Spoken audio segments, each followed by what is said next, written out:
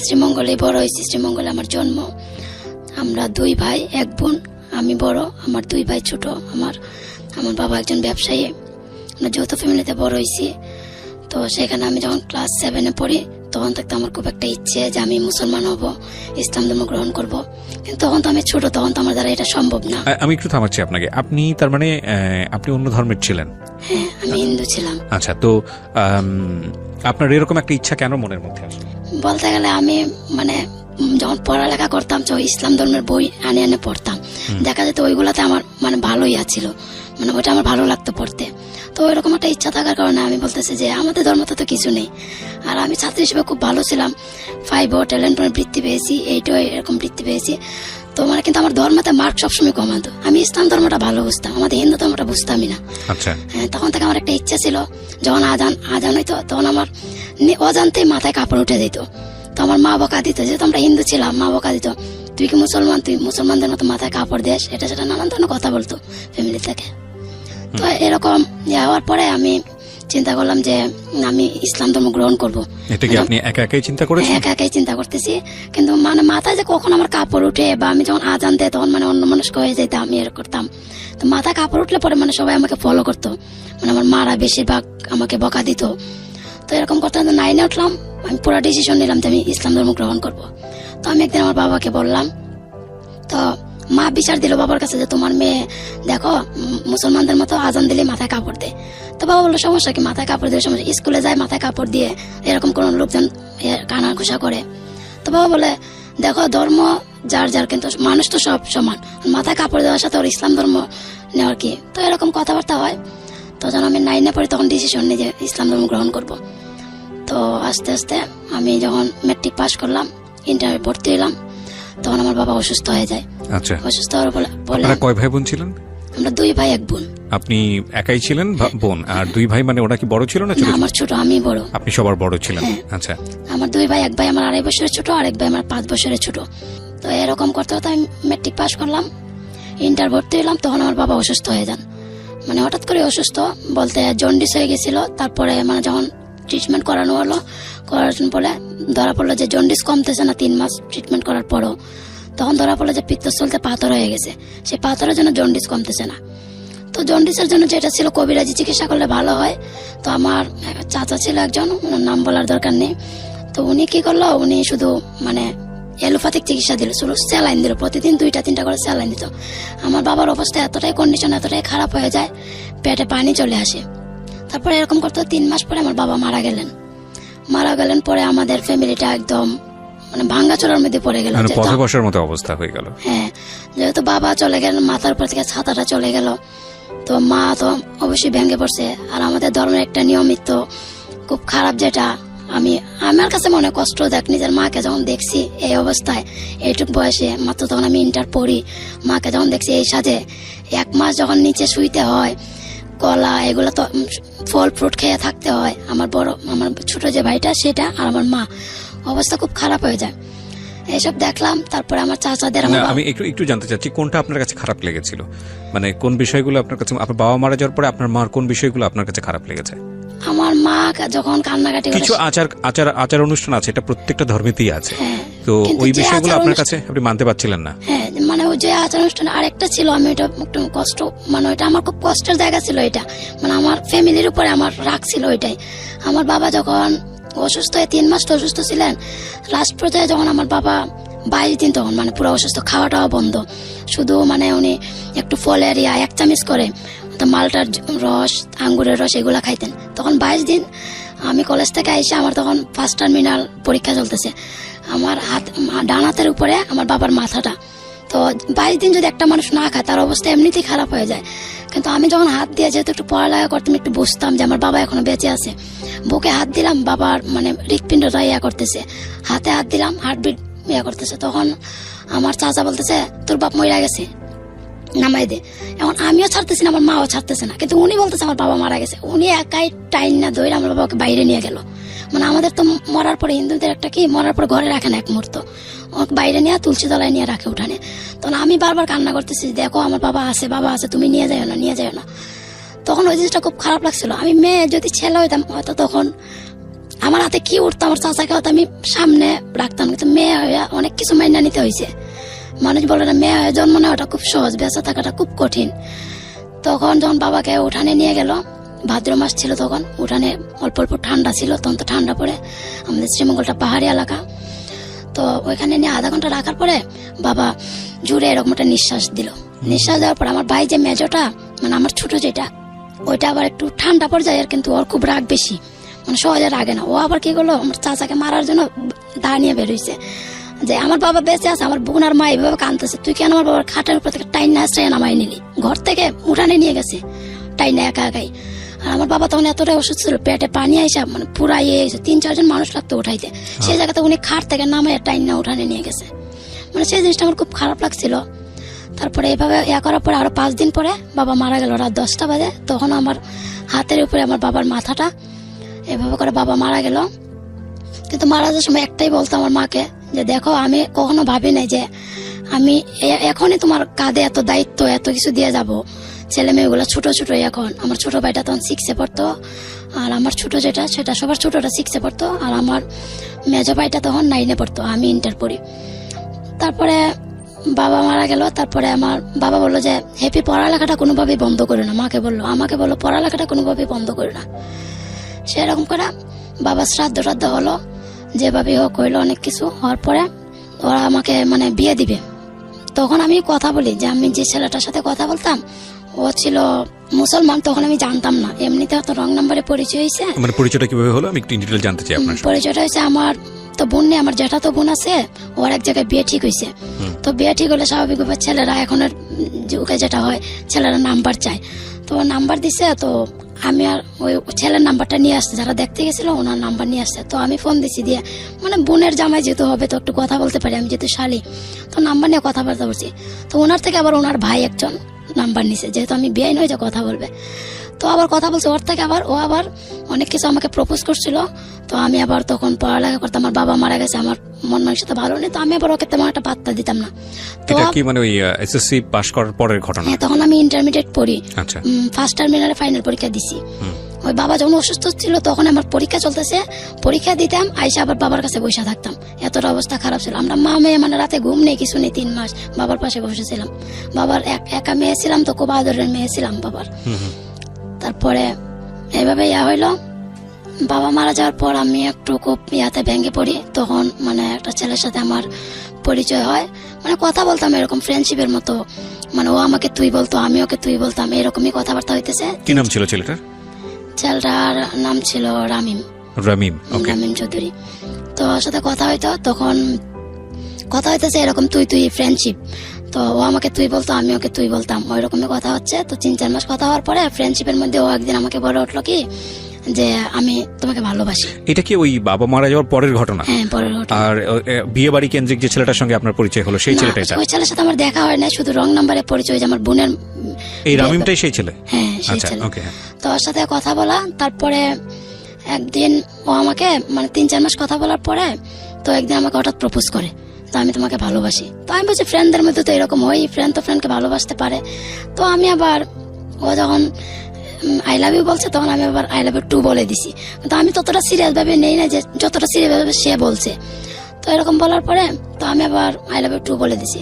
তো এরকম ও সবাইকে বলতে। তখন পর্যন্ত কি ছেলেটাকে আপনি দেখেছিলেন না দেখেনি? দেখা হয়নি তখন, শুধু ফোনে কথা, ফ্রেন্ডশিপ, জাস্ট দেখা করতে চাইতো। কিন্তু আমরা তো যৌথ ফ্যামিলির ছিলাম, আমাকে কলেজে আমার কাকারা নিয়ে যাইতো, আবার কাকারা নিয়ে আসতো। আচ্ছা, তো রমিম অন্য ধর্মের ছিল সেটা আপনি জানতেন না? না, জানতাম না। এবং আপনিও যে রমিমের ধর্মের না সেটাও রমিম জানতো না? ওর নাম রামিম। রামিম সেটা জানতো না? না, জানতো না। আচ্ছা। তো এই সময় মানে ওই রকমই কথা যে ফ্রেন্ডশিপ আর এত কিছু জানবো কি জানতো। ও মাঝে মাঝে দেখা করতে চাইতো, তো আমি বলতাম দেখো দেখ, তো আমি তো আমাদের যৌথ ফ্যামিলি, আমি তো কোথাও থেকে বের হইতে পারি না, আমাকে কলেজে নিয়ে যায় আবার নিয়ে আসে। আর ওখানে কিছু ছেলে ছিল আমাকে ডিস্টার্ব করতো, যার কারণে আমার চাচাদের ভয় ছিল সবসময় একটা যে মেয়েকে একা ছাড়া যাবে না। তো নিয়ে যাইতো, নিয়ে আসতো। তো আমি ওকে বলছি দেখ, তোর সাথে আমার দেখা করা সম্ভব না, আমরা যেভাবে। আপনাকে দেখেছিল? না, আমাকে দেখে না। ও আমাকে দেখে না, আমি ওকে দেখিনি। না দেখেই দুজনের মধ্যে এরকম সম্পর্ক? সম্পর্ক তো ফ্রেন্ডশিপই ছিল, মানে ও একটু ইমোশনাল হয়ে পড়ছে বেশি। তারপর ও খুব মানে ভেঙে পড়ছে। তখন ওর বন্ধুরা বললো যে এখন তো অসুস্থ, শরীরে পুরো ফক্স বেড়েছে, যদি সে ওষুধগুলো না খায় তাহলে পুরো শরীর ভরে যাবে ফক্সে। তখন আমি কি করলাম, ওর সাথে একটু কথা বললাম।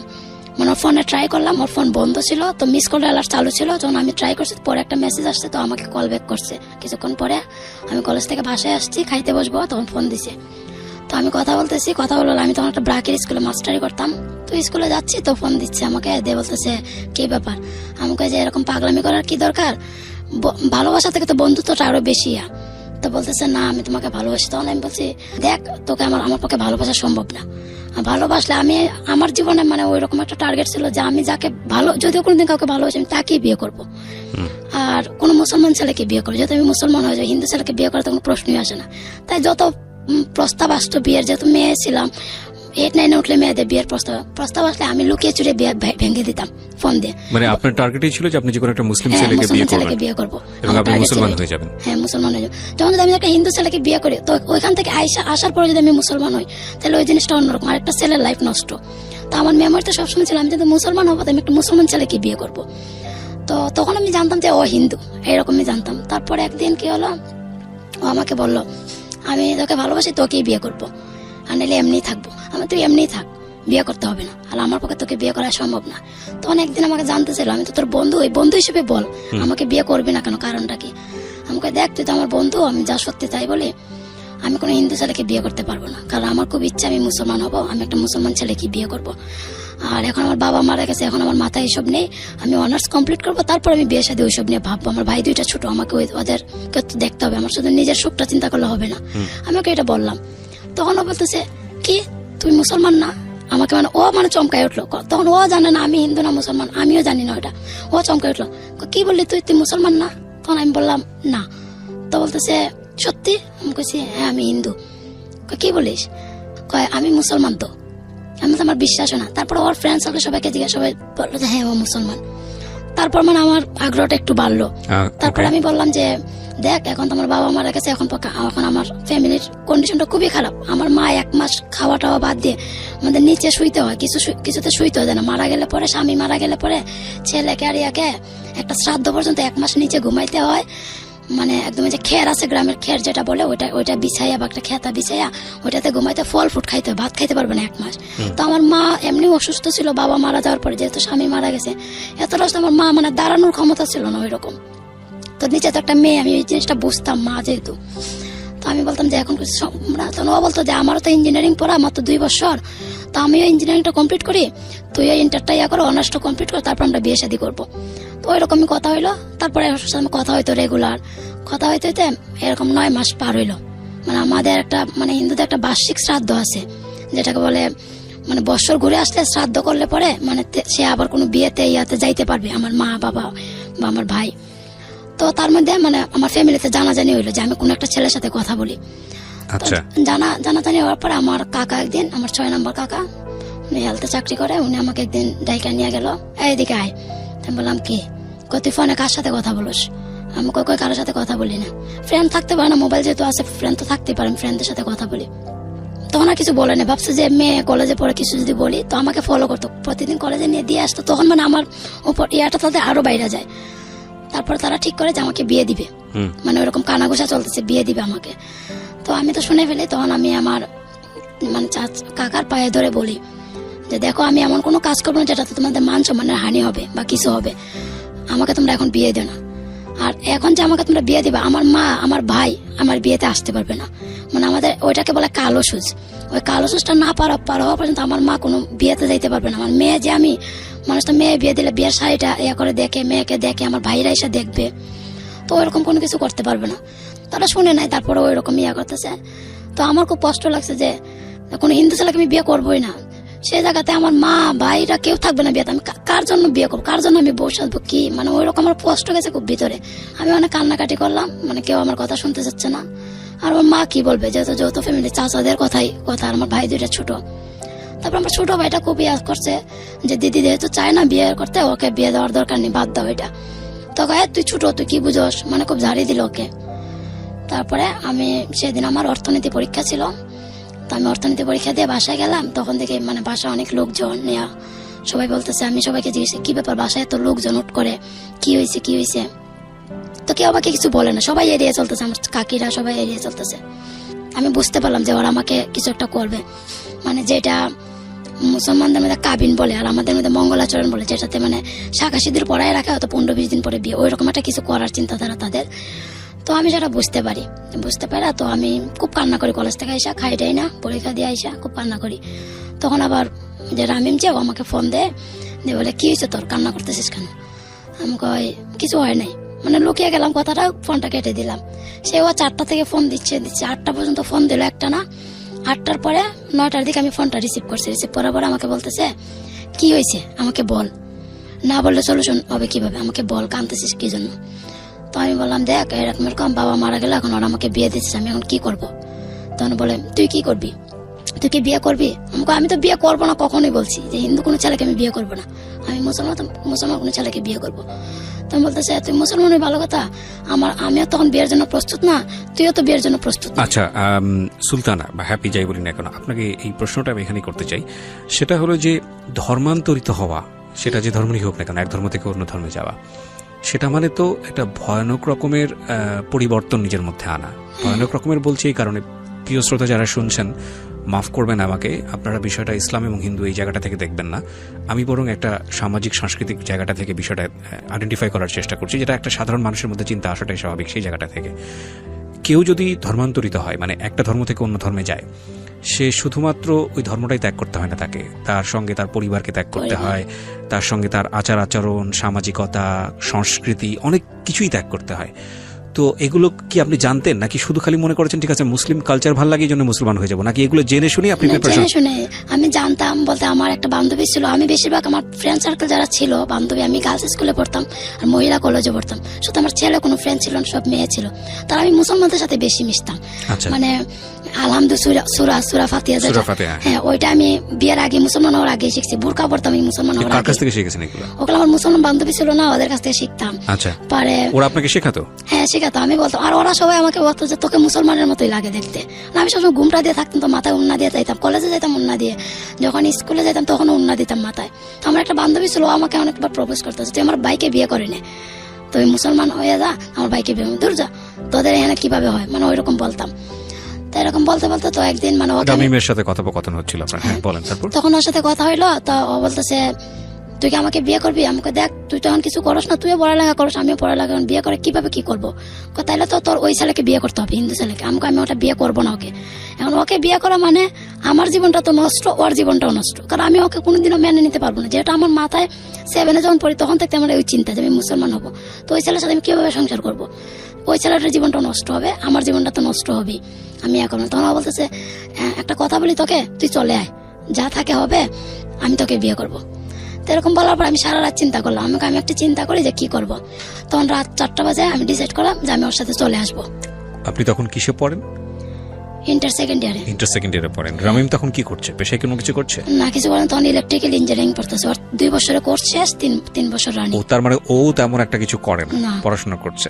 তো ওই বয়সে কি একটু চিন্তা ভাবনা আসলো মাথায় যে এরকম একটা ছেলের সঙ্গে আমি হাত ধরে পালিয়ে যাব, সেক্ষেত্রে সে নিজেও কিছু রোজগার করে না, এবং তার ফ্যামিলিতে যদি সে জানে যে মেয়েটা হিন্দু থেকে মুসলিম হওয়ার চিন্তা করছে, এরকম একটা অবস্থায় কি ধরনের অবস্থা হতে পারে? এগুলো নিয়ে কোনো কথোপকথন হচ্ছিল আপনাদের মধ্যে? হচ্ছিল, কিন্তু মানে সারা রাত কথা বলছে ওইগুলো নিয়ে, যে আমি তো বলছি ওকে যে তুইও কিছু করস না, আমিও কিছু করি না, তখন কিভাবে কি করবি? তখন ও বলছে যে তাহলে তুই কি করবি, তাহলে তুই ওই ছেলেকে বিয়ে কর, এছাড়া তার কিছু করার নেই। আমাদের কাছে তখন কোনো ওয়ে ছিল না। ওই দিন চিন্তা করে ভাবলাম যে থাক, আমার ভাগ্যে যা আছে তাই হবে। পরে ও বললো চলে আয়। পরের দিন সকালবেলা আমাকে ঘর থেকে বের হতে দিবে না, তো আমি বাসায় মিথ্যে কথা বললাম যে আমার আজকে কোচিং আছে, আমাকে যাইতে হবে, তো আমার কাকুরা বাবারা কেউ যাইতে দিবে না। তো অনেক কিছু বুঝাই টুঝাই রাজি করলাম। আমার কাছে ছিল মাত্র তখন 180 টাকা। 180 টাকা নিয়ে তার ঘর থেকে বের হয়ে আসা যায় না। তো আমার ছোট চাচি, উনি আবার আমার বাবা 7 ভাই, তো আমার সবার ছোট চাচা যিনি আমার ছোট খালাকে বিয়ে করেন। তো এক সম্পর্কে আমার চাচি, এক সম্পর্কে আমার ছোট খালা। তো আমার ছোট মাসির কাছে যাই, বলি মাসি আমাকে 500 টাকা দাও। তো বলে তুই 500 টাকা দিয়ে কি করবি? আমাকে কলেজে যাবো, ওই যে আমাদের পিকনিকে যাবে সামনে মাসে, তো পিকনিকে চাঁদা দিতে হবে। তো বললে আমার মাসির কাছ থেকে, মাসির রুম থেকে 500 টাকা নিয়ে আসি। পরে মার কাছে আসি, মা প্রতিদিন ভাড়া দেয় কলেজে আসা যাওয়ার 100 টাকা, তো 100 টাকা 500 600 টাকা। আর আমার আরেক চাচি আছে 6 নম্বর, ওনার কাছ থেকে নিয়ে আর 300-400 টাকা, এরকম করে 1200 টাকা মিল করি। ব্যাগের ভিতরে সাধারণভাবে বই ঢুকাই, বই না ঢুকাই 2টা ড্রেস ঢুকাই, ও সেই নিয়ে বের হয়ে আসি। আপনি রামিমকে দেখেছেন তখন পর্যন্ত? না, তখনও দেখি না। ও আমাকে দেখে নাই, আমি ওকে দেখি নাই। What a story! এই স্টোরির মাঝখানে আপনি স্টুপিড শব্দটা লাগাবেন কিনা এটা আপনার ব্যক্তিগত বিষয়, বাট আমি খুব অবাক হচ্ছি।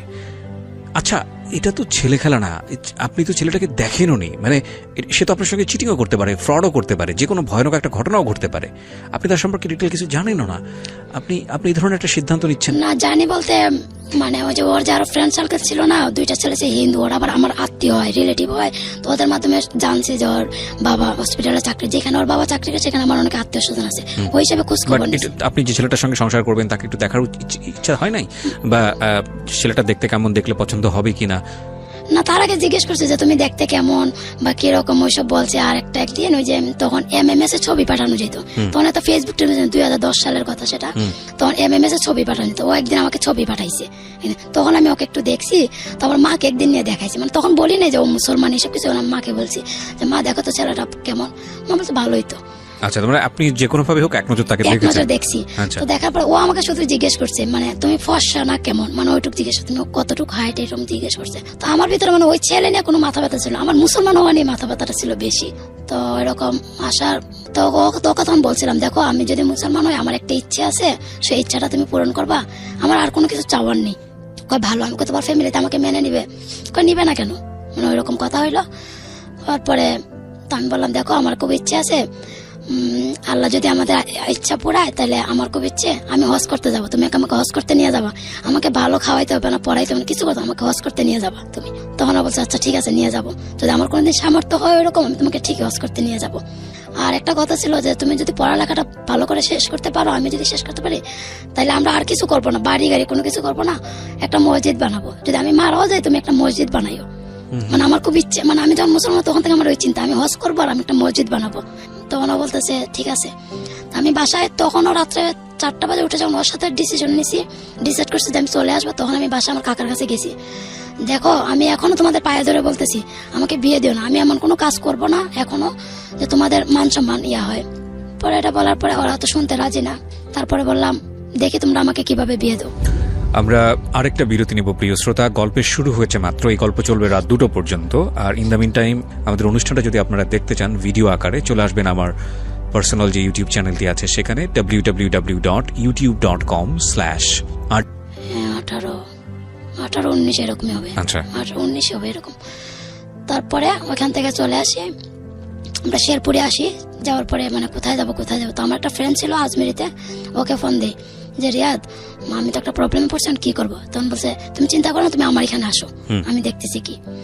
তো আমরা সেখানে যাই। তো আমি বললাম যে কিভাবে যাব? তো বলতেছে রিয়াদ আমাকে বললো যে লঞ্চে আসো, দেখো ওই যে শেরপুরে লঞ্চ আছে সেই লঞ্চে আসো।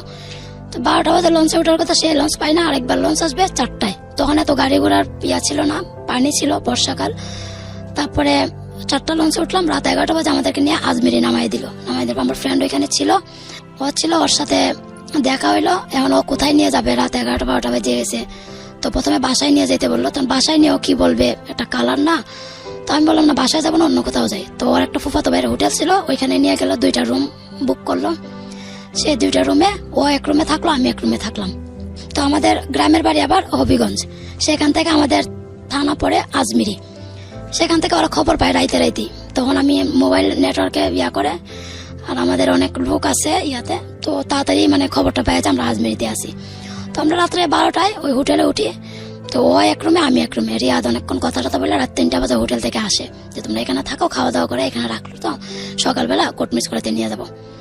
এখন আমাদের কারোই মাথায় নেই যে আমরা যেদিন চলে আসি সেদিন বৃহস্পতিবার, পরের দিন শুক্রবার কোর্ট বন্ধ, শনিবারও কোর্ট বন্ধ, ওইটা মাথায় আর ছিল না। তো বলতে কালকে যেটা হোক, কালকে আজকে রাতে যখন কিছু করা যাবে না, তো 12টা বাজে, তো আমি যাই, তোমরা থাকো। 3টা বাজে চলে আসে। সেই 6টা বাজে ওর কাছে ফোন যায়, ওর ফুফাতো ভাই যেহেতু হোটেলের ম্যানেজার ছিল, ফোন যায় রিয়াদ ওই মেয়ের বাড়ির লোকজন তো আইসা পুলিশ টুলিশ না পুরা হোটেল ঘেরাও করে রাখছে, মেয়েকে নিয়ে যাবে, কি করবো এখন ও বলতেছে যে কিছুতে হোটেলে ঢুকতে দিও না, আমি আসতেছি। ও 6টা বাজে মোটরসাইকেল নিয়ে 4-5 জনকে নিয়ে 3টা মোটরসাইকেল নিয়ে আসে। ও তাড়াতাড়ি উপরে উঠে বলতেছে হ্যাপি তোমার কাকারা পুলিশ নিয়ে আইসা হোটেল ঘেরাও করে রাখছেন, কি করবো? তখন আমি বলতেছি সামনে দিয়ে কোনোভাবে বেরোন, সামনে পুলিশ, কোনোভাবে বেরোলে তো তোমাকে নিয়ে যাবে। আমি বলছি আমি যাবো না। এখন তো বলবেন যে বিয়ে হয় না, কিছু হয় না, তোমাকে নিয়ে যাবে জোর করে, বাধ্য নিয়ে যেতে। তারপরে কি করব? তখন ওই হোটেলের পিছনে একটা জানালা ছিল, বলে সেই জানালা দিয়ে নিচে নামতে পারবা রশি দিয়ে? আমি হ্যাঁ পারবো। তখন তো পাহাড়ি এলাকার মেয়ে ছিলাম, তো দৌড় ঝাঁপ বেশি করতে পারতাম, তাই নামতে পারবো তো? আরে পারবো না, পাহাড়ি এলাকার মেয়ে পারবো। তো কি করলো যে ওরে বললো, রামিন যে ওকে বললো যে তুমি উপরে থাকো, ও আগে নামুক আর আমি পিছনে যাই, তো ও যদি নামতে পারে তারপর তুমি নামবা। তো সেরকম করে আমি রশিদের নিচে নামলাম, তারপরে ও নামলো। কয়তলা থেকে? 3 তলা থেকে। 3 তলা থেকে রশিদে নেমেছেন? হ্যাঁ, রশিদে নেমেছি, হাঁটুতে ছিলে গেছিল। পরে 3 তলাতে প্রথমে 2 তলায় নামি, নামার পরে তারপরে মানে একসাথে তো এইভাবে নামা যাবে না, তো গ্রিল ছিল, এরকম দেয়ালের উপরে গ্রিল ছিল, সেই গ্রিল ধরে নামছি 2 তলায়। 2 তলায় নামার পরে 2 তলা থেকে নামলাম নিচে, নামার পরে মোটরসাইকেলে তুলে ও টান দিয়ে আগে আমাকে নিয়ে গেছে। ওকে পাইলে তো ছেলেকে তো আর চিনে না ওরা, আমাকে তো চিনে, আমাকে পাইলে তো প্রবলেম নিয়ে যাবে। আর তখন ওর বাড়ির লোকজন মানে জানে খোঁজাখুঁজি করে, তো ওই সেটটা আমাদের এলাকা, তো আমাকে খোঁজাটা বেশি শুরু করছে। তারপরে ওখান থেকে চলে আসলাম, আসার পরে হবিগঞ্জে আসলাম। ও আবার ফোন করে হবিগঞ্জে একটা হোটেল ঠিক করে দিল যে ওইখানে যাও তোমরা, আমি আসতেছি। তারপরে ওইখানে আসলাম, পুলিশ পিছনে গাড়ি নিয়ে আসতেছে, তো ধরতে পারে নাই। আমরা আগে ও মোটরসাইকেল যেহেতু ছেলেরা চালাইলো, ওদের সাথে তো পুলিশরা গাড়ি নিয়ে পারে না, 6টা মোটরসাইকেল নিয়ে গেছিল। পরে এভাবে কইরা আমরা হবিগঞ্জে আসলাম, আসার পর একটা হোটেলে উঠলাম।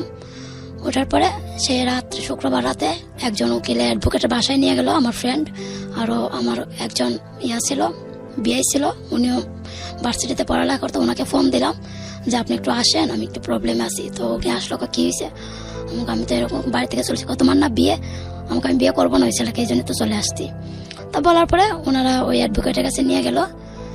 তো বললো যে তোমাদের তো এফিডেভিট করতে হবে, যেহেতু তুমি মুসলমান হবে, আগে তো এফিডেভিট করতে পরে বিয়ে হবে, তাহলে তোমাদের বিয়েটা গ্রান্টেড হবে না। তখন কি করা যায়? তখন বলতে আজকে তো কিছু হবে না, শুক্রবার, আমি তো কোর্ট থেকে কোর্টের ওই কাগজ আনতে হবে, তো শনিবারে রাত্রে আমি সব রেডি করে রাখবো, রবিবারে ইয়া হবে, তোমরা এই 2 দিন অন্তত লুকিয়ে থাকো। তো শুক্রবার রাত এইভাবে পার হইলো, শনিবার গেল, মানে হোটেল থেকে বের হইতে পারি না।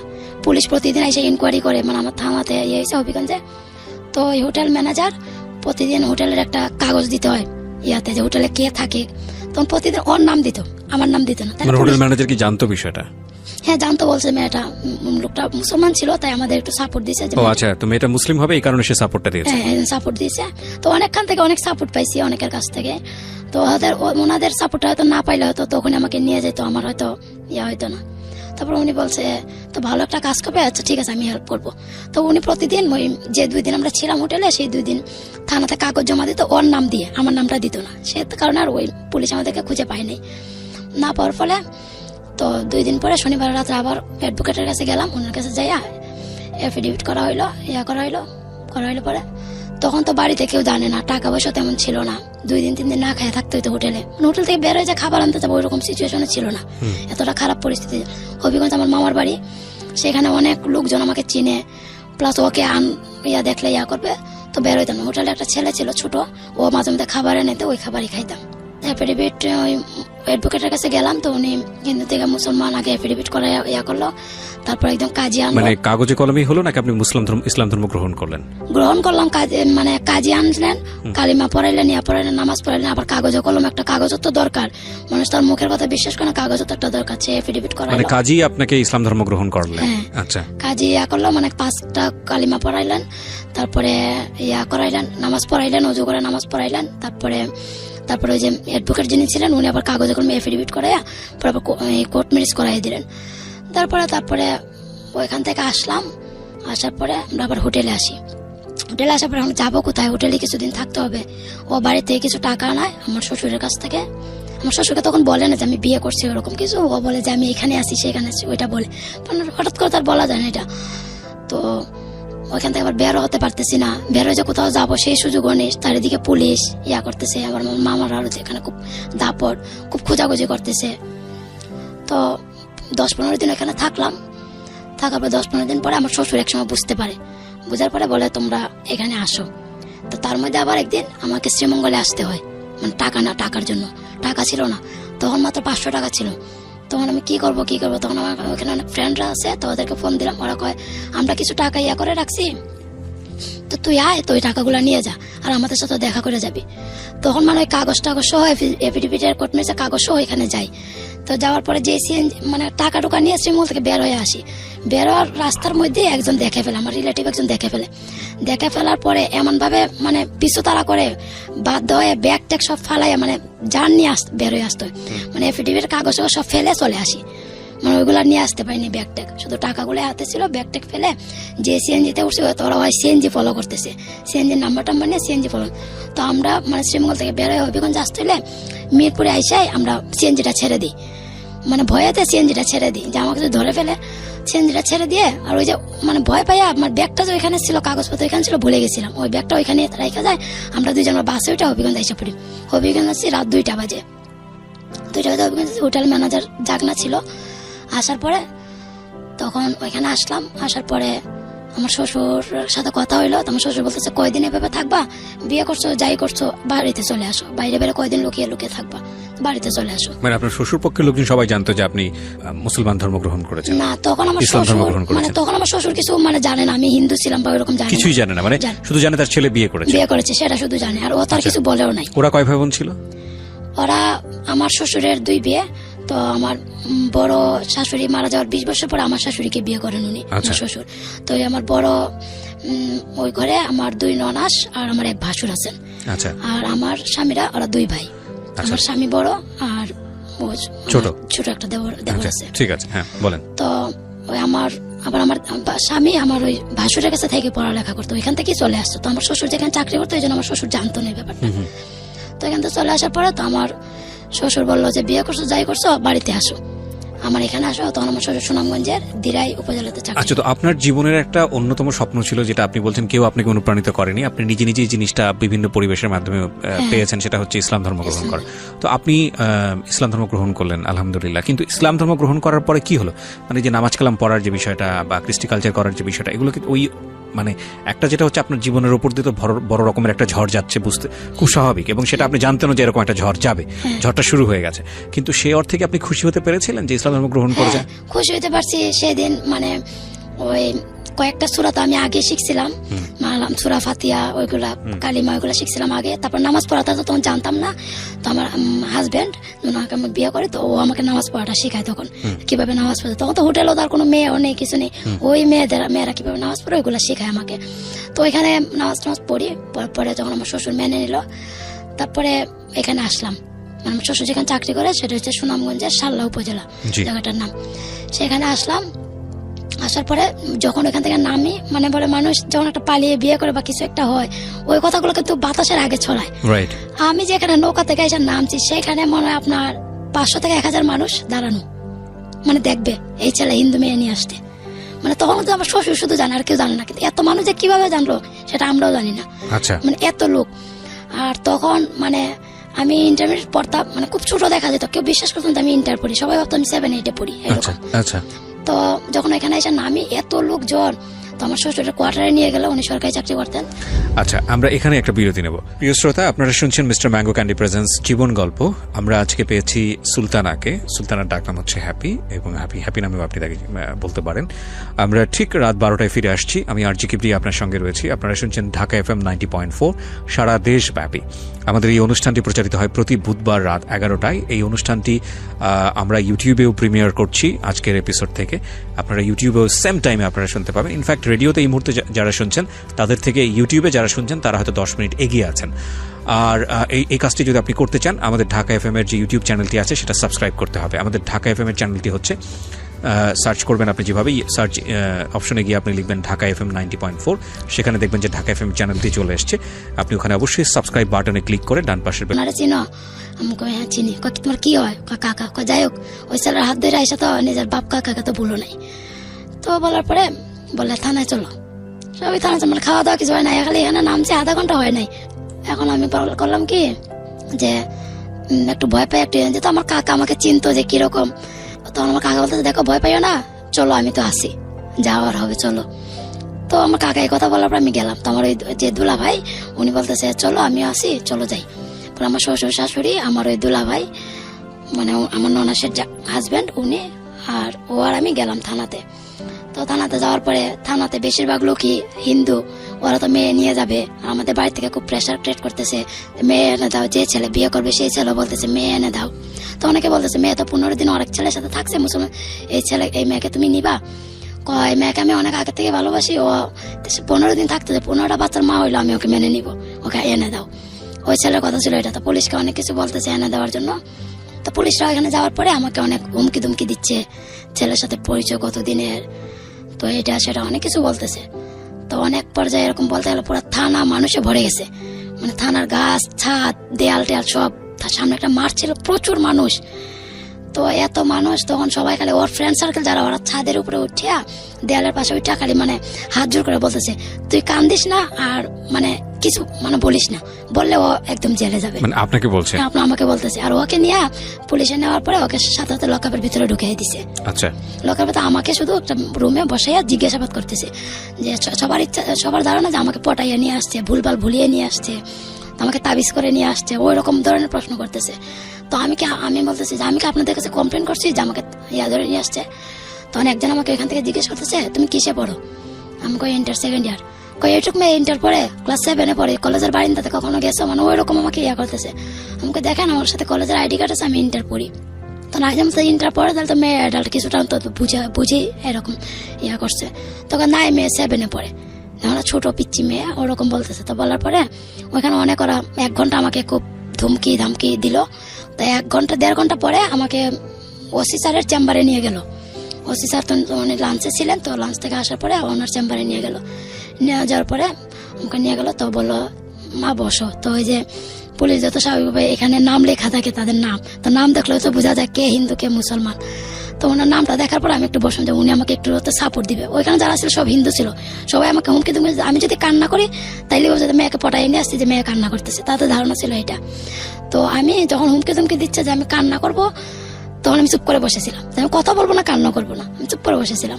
তখন ওসি স্যারের রুমে নিয়ে আসলো, তো ওসি স্যার জিজ্ঞেস করলো মা বসো।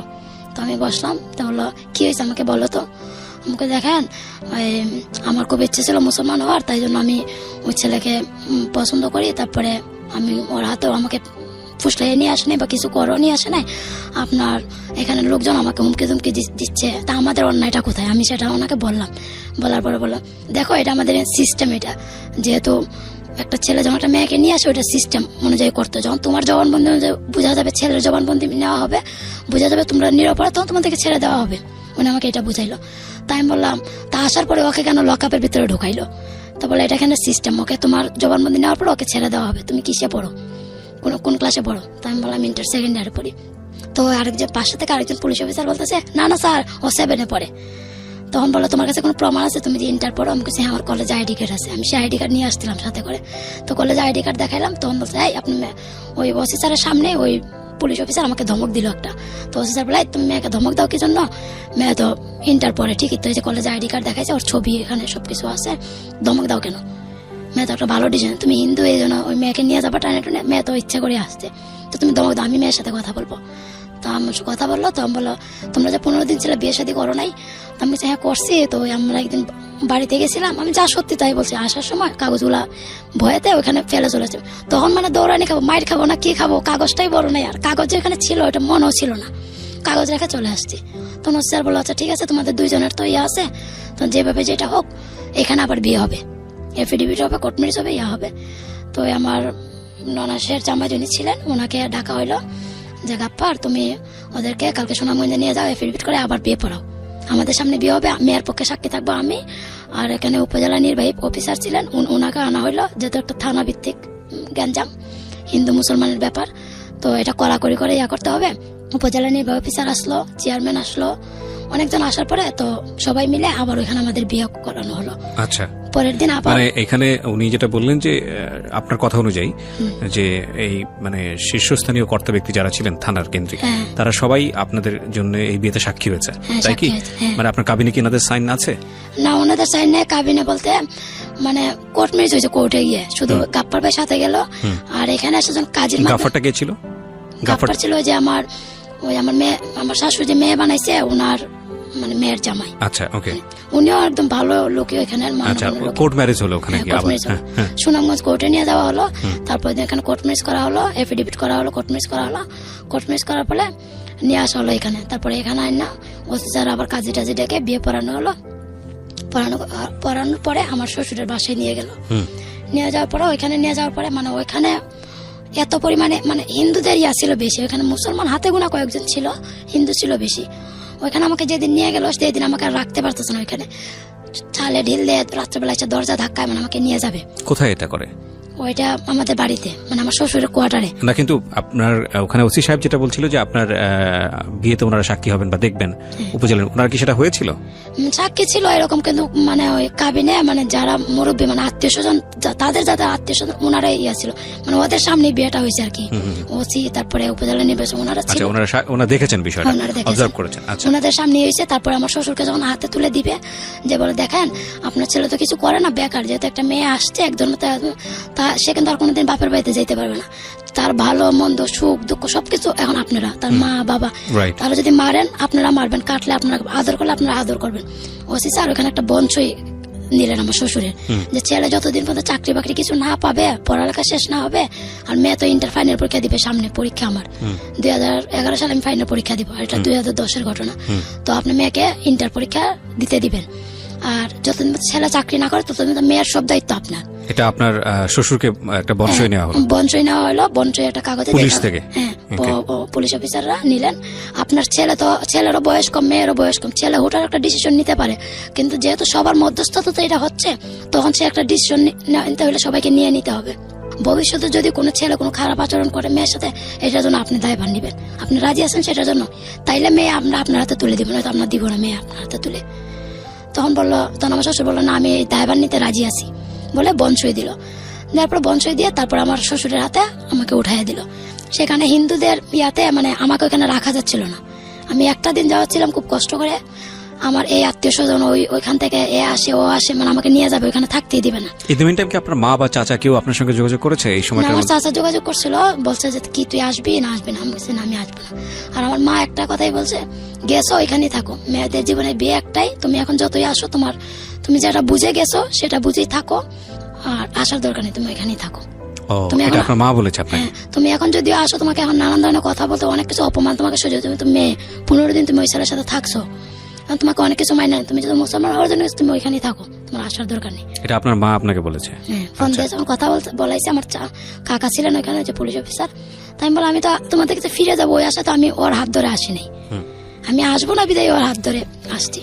কয়েকটা পয়েন্ট খেয়াল করবেন প্রিয় শ্রোতা। গল্পটা আমি জানি অত্যন্ত রোমাঞ্চকর শোনার দিক থেকে, অনেকে শুনছেন, ভেরি সেন্সিটিভ স্টোরি। এখানে আমি আমার জায়গাটা থেকে গল্পটা যেভাবে প্রচার করছি আপনাদের স্বার্থে একটু বলে নেই, সেটা হচ্ছে ইটস আ লাইফ স্টোরি। এই আমাদের জীবনে অনেক কিছুই ঘটে, সেটা ধর্মের দিক থেকে হোক, সংস্কৃতির দিক থেকে হোক, সামাজিকতার জায়গা থেকে হোক, বিভিন্ন জায়গা থেকে বিভিন্ন রকম এই জিনিসগুলো যেভাবে আমাদেরকে আমাদের জীবনটা সুন্দর করার জন্য একটা সাপোর্ট দেয়, ঠিক একইভাবে এই জিনিসগুলোর থেকেও আমরা আমাদের জীবনটাকে সুন্দর করার জন্য বিভিন্ন উপাদান নেই, ছেড়ে দেই, সেগুলো অন্য প্রসঙ্গ, সে প্রসঙ্গে আমি যেতে চাই না। আমি বরং আজকের এই জীবন গল্পটাকে আমার যে জীবন গল্প প্রতি বুধবারে প্রচারিত হয় সেই জীবন গল্পের মতো করেই একটা গল্প হিসেবে দেখছি, কিন্তু গল্পটা খুব সেন্সিটিভ একটা স্টোরি, সামাজিকতার জায়গা থেকে, ধর্মীয় অনুভূতির জায়গাটা থেকে। সো এখানে আমি একটা বিষয় আপনাকে লক্ষ্য করার জন্য বলবো, সেটা হচ্ছে ও কিন্তু সাবালক, আমরা যেটা বলি যে 18 বছর বয়স তার উপরে, এবং ও বর্তমানে আপনার বয়স কত চলছে?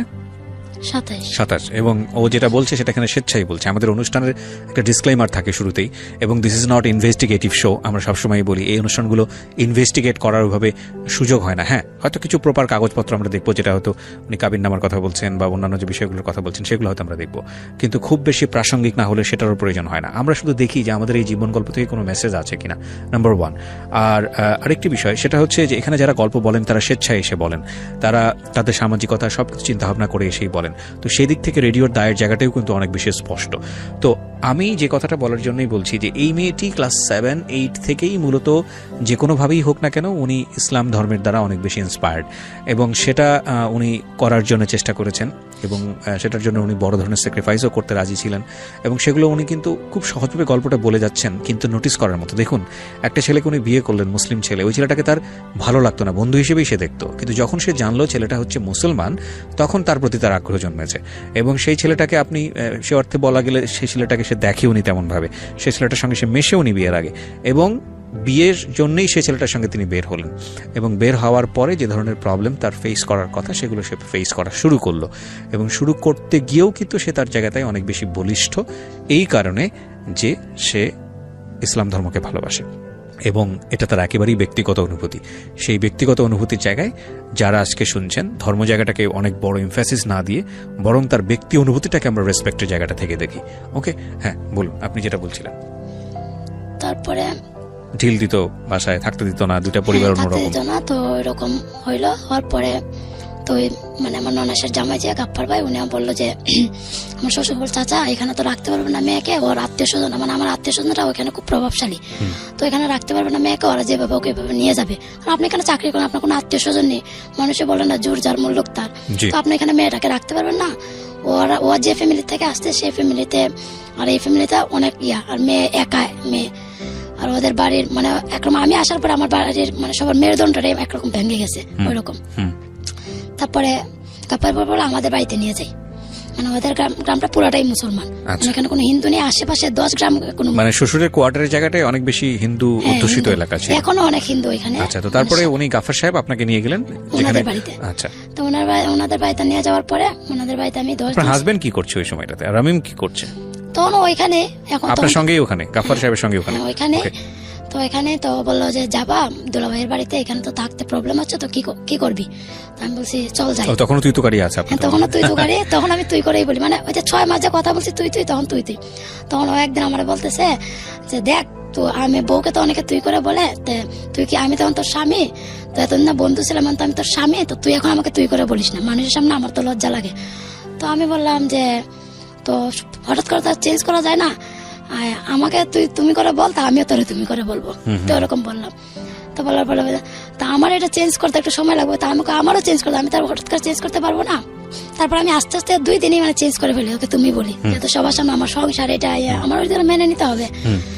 তখন আমি আস্তে আস্তে ওকে তুমি বলা শুরু করি, ও তুই বলে। তারপরে ওই আমার ওই গাপ্পার ভাইয়ের বাড়িতে যাই, ওনাদের এখানে যাওয়ার পরে 12 দিন থাকি।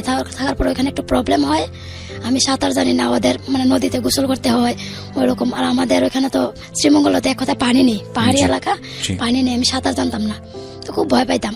তো মানে ওখানে 10-12 দিন থাকার পরে কিছু সমস্যা ছিল, তো এগুলা আমি এখানে বলতে চাই না। তখন আমার নাক ছিদ্র ছিল না, তো বিয়ের পরে তো মুসলমানদের একটা নিয়ম, নাক ছিদ্র করতে হয়।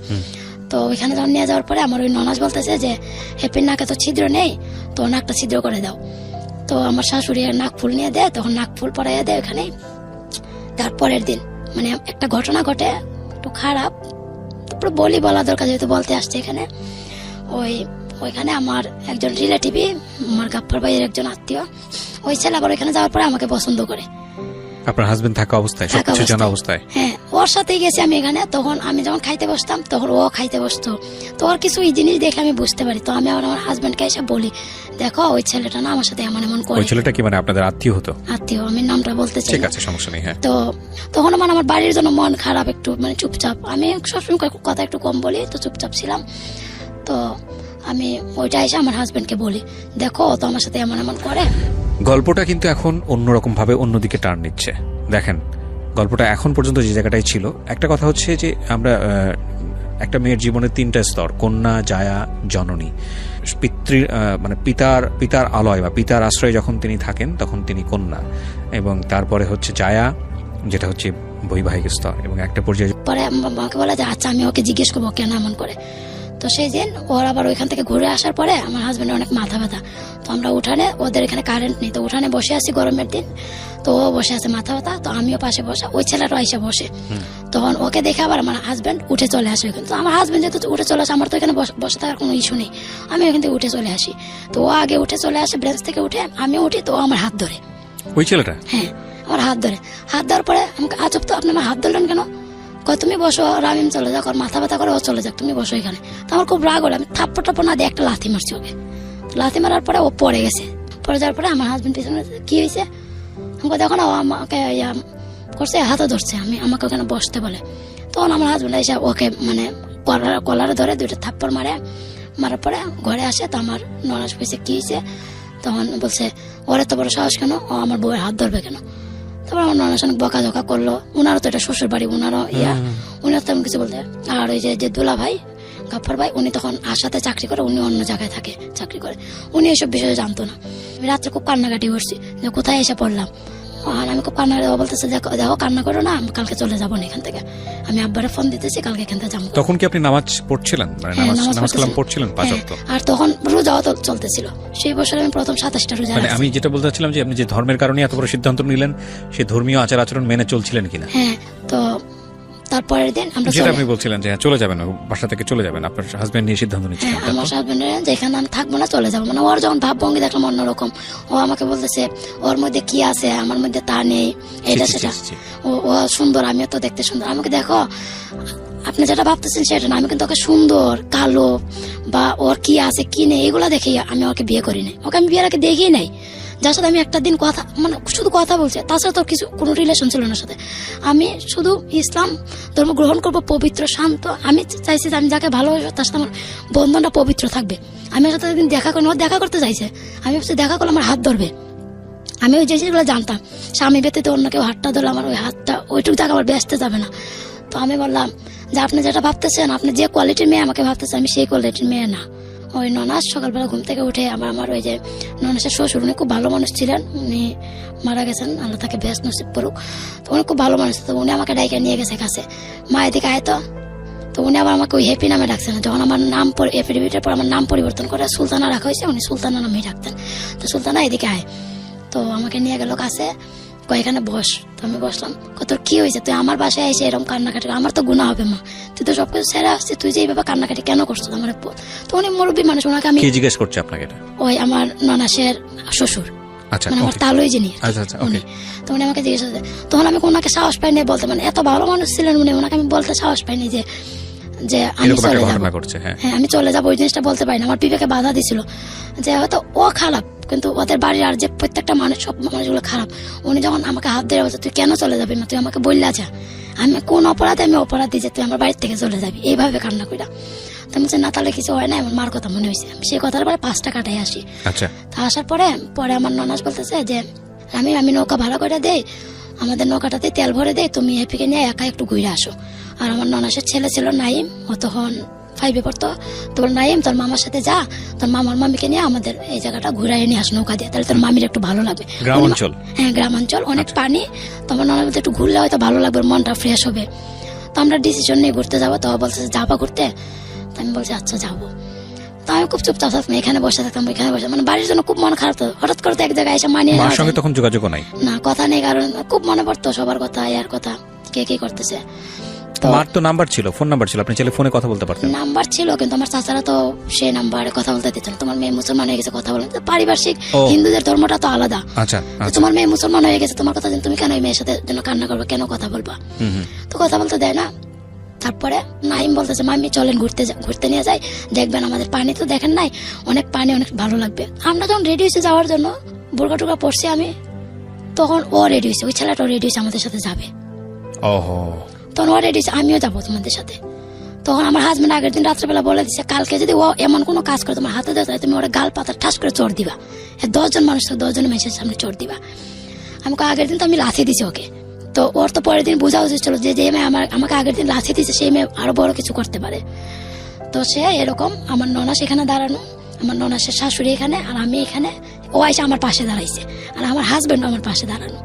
আর যে আমার ননাসের ননদ, উনি আবার দাঁড়ানো, ননদের জামাই, মানে ওদের ফ্যামিলির সবাই। ওনার কি কোনো মানসিক সমস্যা ছিল, মানে মেন্টাল ডিফেক্ট ছিল, মানে কোনো ধরনের, নাকি উনি সুস্থ ছিল?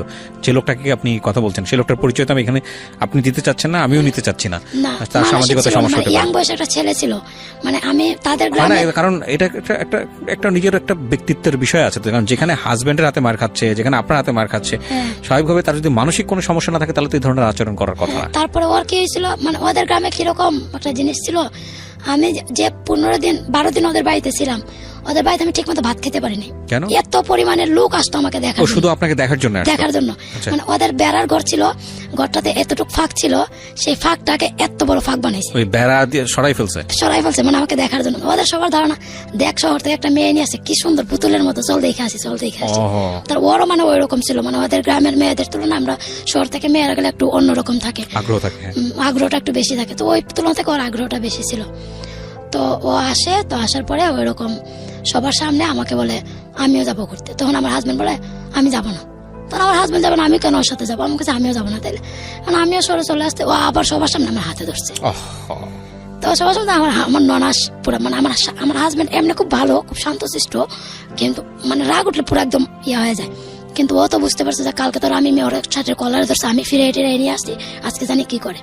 তোর ও মানে আমার দিকে তাকাইতেছে, আমাকে যে বলছে ও যদি হাতে ধরে সামনে যদি 100 মানুষ থাকে, তুমি ওকে চোর দিবা, আমাকে রাত্রে বলে দিছে। কিন্তু আমি তাকাই দেখি ওর বোন, ওর মা, ওর আত্মীয় স্বজন, মানে সব ওর আমি নতুন বউ এখানে, আমি কিভাবে ওকে চটটা দিই তখন? আচ্ছা, মানে আমার তখন ওই যে বিবেকটা বা মানবতা যে জিনিসটা বলে ওই জিনিসটা আমার ভিতরে কাজ করে। আমি ভাবছি যে আমার স্বামীকে হয়তো আমি মেনটেন করতে পারবো, পরে আমি বুঝাবো যে ওদের রিলেটিভদের সামনে আমি ওই বাড়ির নতুন বউ, আমি কিভাবে কি করি সেটা আমি বোঝাইতে পারবো। তো আমি কিছু করি না, ও 5 মিনিট আমার দিকে তাকাই থাকে, খুব রাগ হয়। আপনার হাজবেন্ড? আমার হাজবেন্ড। ওই জায়গা থেকে ও আয়সা 5 মিনিটে যখন থাকলো, আমি ওকে কিছু বলি না, ও আয়সা আমাকে একটা চড় মেরে দিল। ওহো, আমার হাজবেন্ড। তো ওর কথা হলো যে আমি কেন ওকে চড় মারলাম না, আর তার আগের দিন আমার নাক পরানো হয়, তো যখন চটটা দেয় তো পিয়াতে ওই নাক ফুলটা ছিটকে পড়ে যায়, নাকটা কাঁচা ছিল, তখন ব্লিডিং শুরু হয়ে যায়। সবার সামনে চটটা মারে? হ্যাঁ, সবার সামনে চটটা মারে, তো ব্লিডিং শুরু হয়ে যায়। তখন আমার খুব কষ্ট হয়, মানে খুব কান্নাকাটি করি খুব স্বাভাবিক যে কার হাত ধরে আসলাম যে অন্যের জন্য আমাকে মারে, আমার গায়ে হাত তুলে। তো ওদের বাড়ির থেকে, আমার ননাসদের বাড়ির থেকে ওই আমার শ্বশুর যেখানে চাকরি করে সেখানে মাত্র 5 মিনিট লাগে নৌকাতে যাইতে। নৌকাতে যেতে তো আপনাকে যখন গায়ে হাত তুলো তখন আপনার আত্মীয় স্বজন যারা ছিল এখানে, ওনার আত্মীয় স্বজন তারা কিছু বললো না? কিছু বলছে, সবাই বলছে আমার ননাস দিয়ে 2টা চড় দিছে, তুমি এটা কি করলো? ও হাত ধরছে, আমরা ওর বিচার করতাম। কয় তোমরা কেন বিচার করবো? আমি তো ওকে রাত্রে বলে দিছি, ও যদি ওর হাত ধরে তাহলে ও যাতে চড় মারে, ওকে ও মারলো না কেন চোর? তখন আমার ননাস বুঝতে পারছে মেয়েদের একটা জায়গা আছে, যে এত সব মানুষ আমি কিভাবে চটটা মারি। আপনার ননা সেই কথাটা বলেছে, সাপোর্টটা দিয়েছে? হ্যাঁ, সাপোর্টটা দিয়েছে। দেখো আমি, তুমি যেটা ভাবতেছো মেয়েটা, তুমি সহজভাবে যে যেটা একটা মেয়ে কিন্তু ততটা সহজভাবে নিতে পারে না। সে তো একটা মেয়ে না, সে তো একটা বউ। এখন আমাদের বাড়ির বউ, আমাদের বাড়ি তো আমাদের বাড়ি না, আমি তো তাদের বাড়ির মেহমান। তাদের বাড়িতে আমি মেহমান থাকবো, তাদের ছেলেকে আমি তাদের সামনে কিভাবে মারি? সে যে একটা খারাপ কাজ করে সবাই তো বুঝতে পারছে, সবাই তো ওকে গালাগালি করছে, ইয়া করছে। এমনকি আমার তালই যিনি ছিলেন উনি ওকে বাড়ি থেকে বেরো করে দিয়েছে পরে। আচ্ছা, ধারাবাহিকভাবে শুনি। তারপরে আমি খুব কান্নাকাটি করছি, কান্নাকাটি আমার কাকাকে ফোন দিছি, আমি থাকবো না এখানে, আমি চলে যাবো। আপনার আপন কাকাকে? হ্যাঁ, ওই যে থানায় যে ছিলেন। গল্পের কমপ্লেক্সিটি কিন্তু শুরু হলো, এবং আসলে খুব ডিফিকাল্ট। একটা মানুষ যখন একটা পরিবেশ থেকে অন্য একটা পরিবেশে যায়, তখন শুধু ওই মানুষটা যায় না, ওই মানুষটা তার সারা জীবনের বড় হওয়া, তার সারা জীবনের কালচার, তার সারা জীবনের বিশ্বাস সবকিছু ক্যারি করে সে অন্য একটা জায়গায় যায়।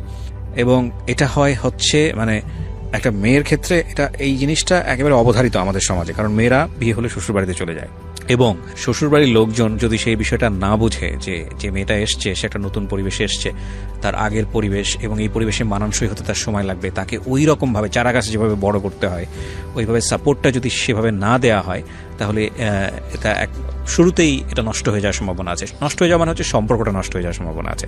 আর আমাদের বৈবাহিক বন্ধন যেহেতু অনেক শক্ত ভিত্তির উপর দাঁড়িয়ে থাকে, বেশি আমি তোমাকে একটা কথা বলি, আমার রাগের সময় তুমি চুপ করে থাকবা, আর তোমার যখন রাগ উঠবে আমি চুপ করে থাকবো।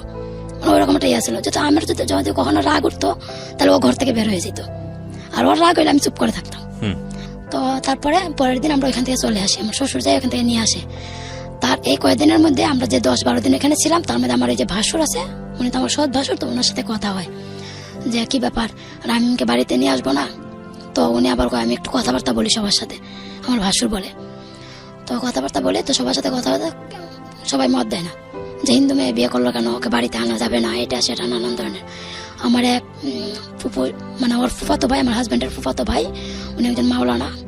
তো উনি বলে কে বলছে হিন্দু মেয়ে বিয়ে করলে সব হিন্দু মেয়ে বিয়ে করছে, আমরা কাফের হয়ে গেছি, আমরা 7 ছিঁড়ি জাহান্নামে যাবে, নানান ধরনের কথা বলে। আমার শ্বশুর বলেছে?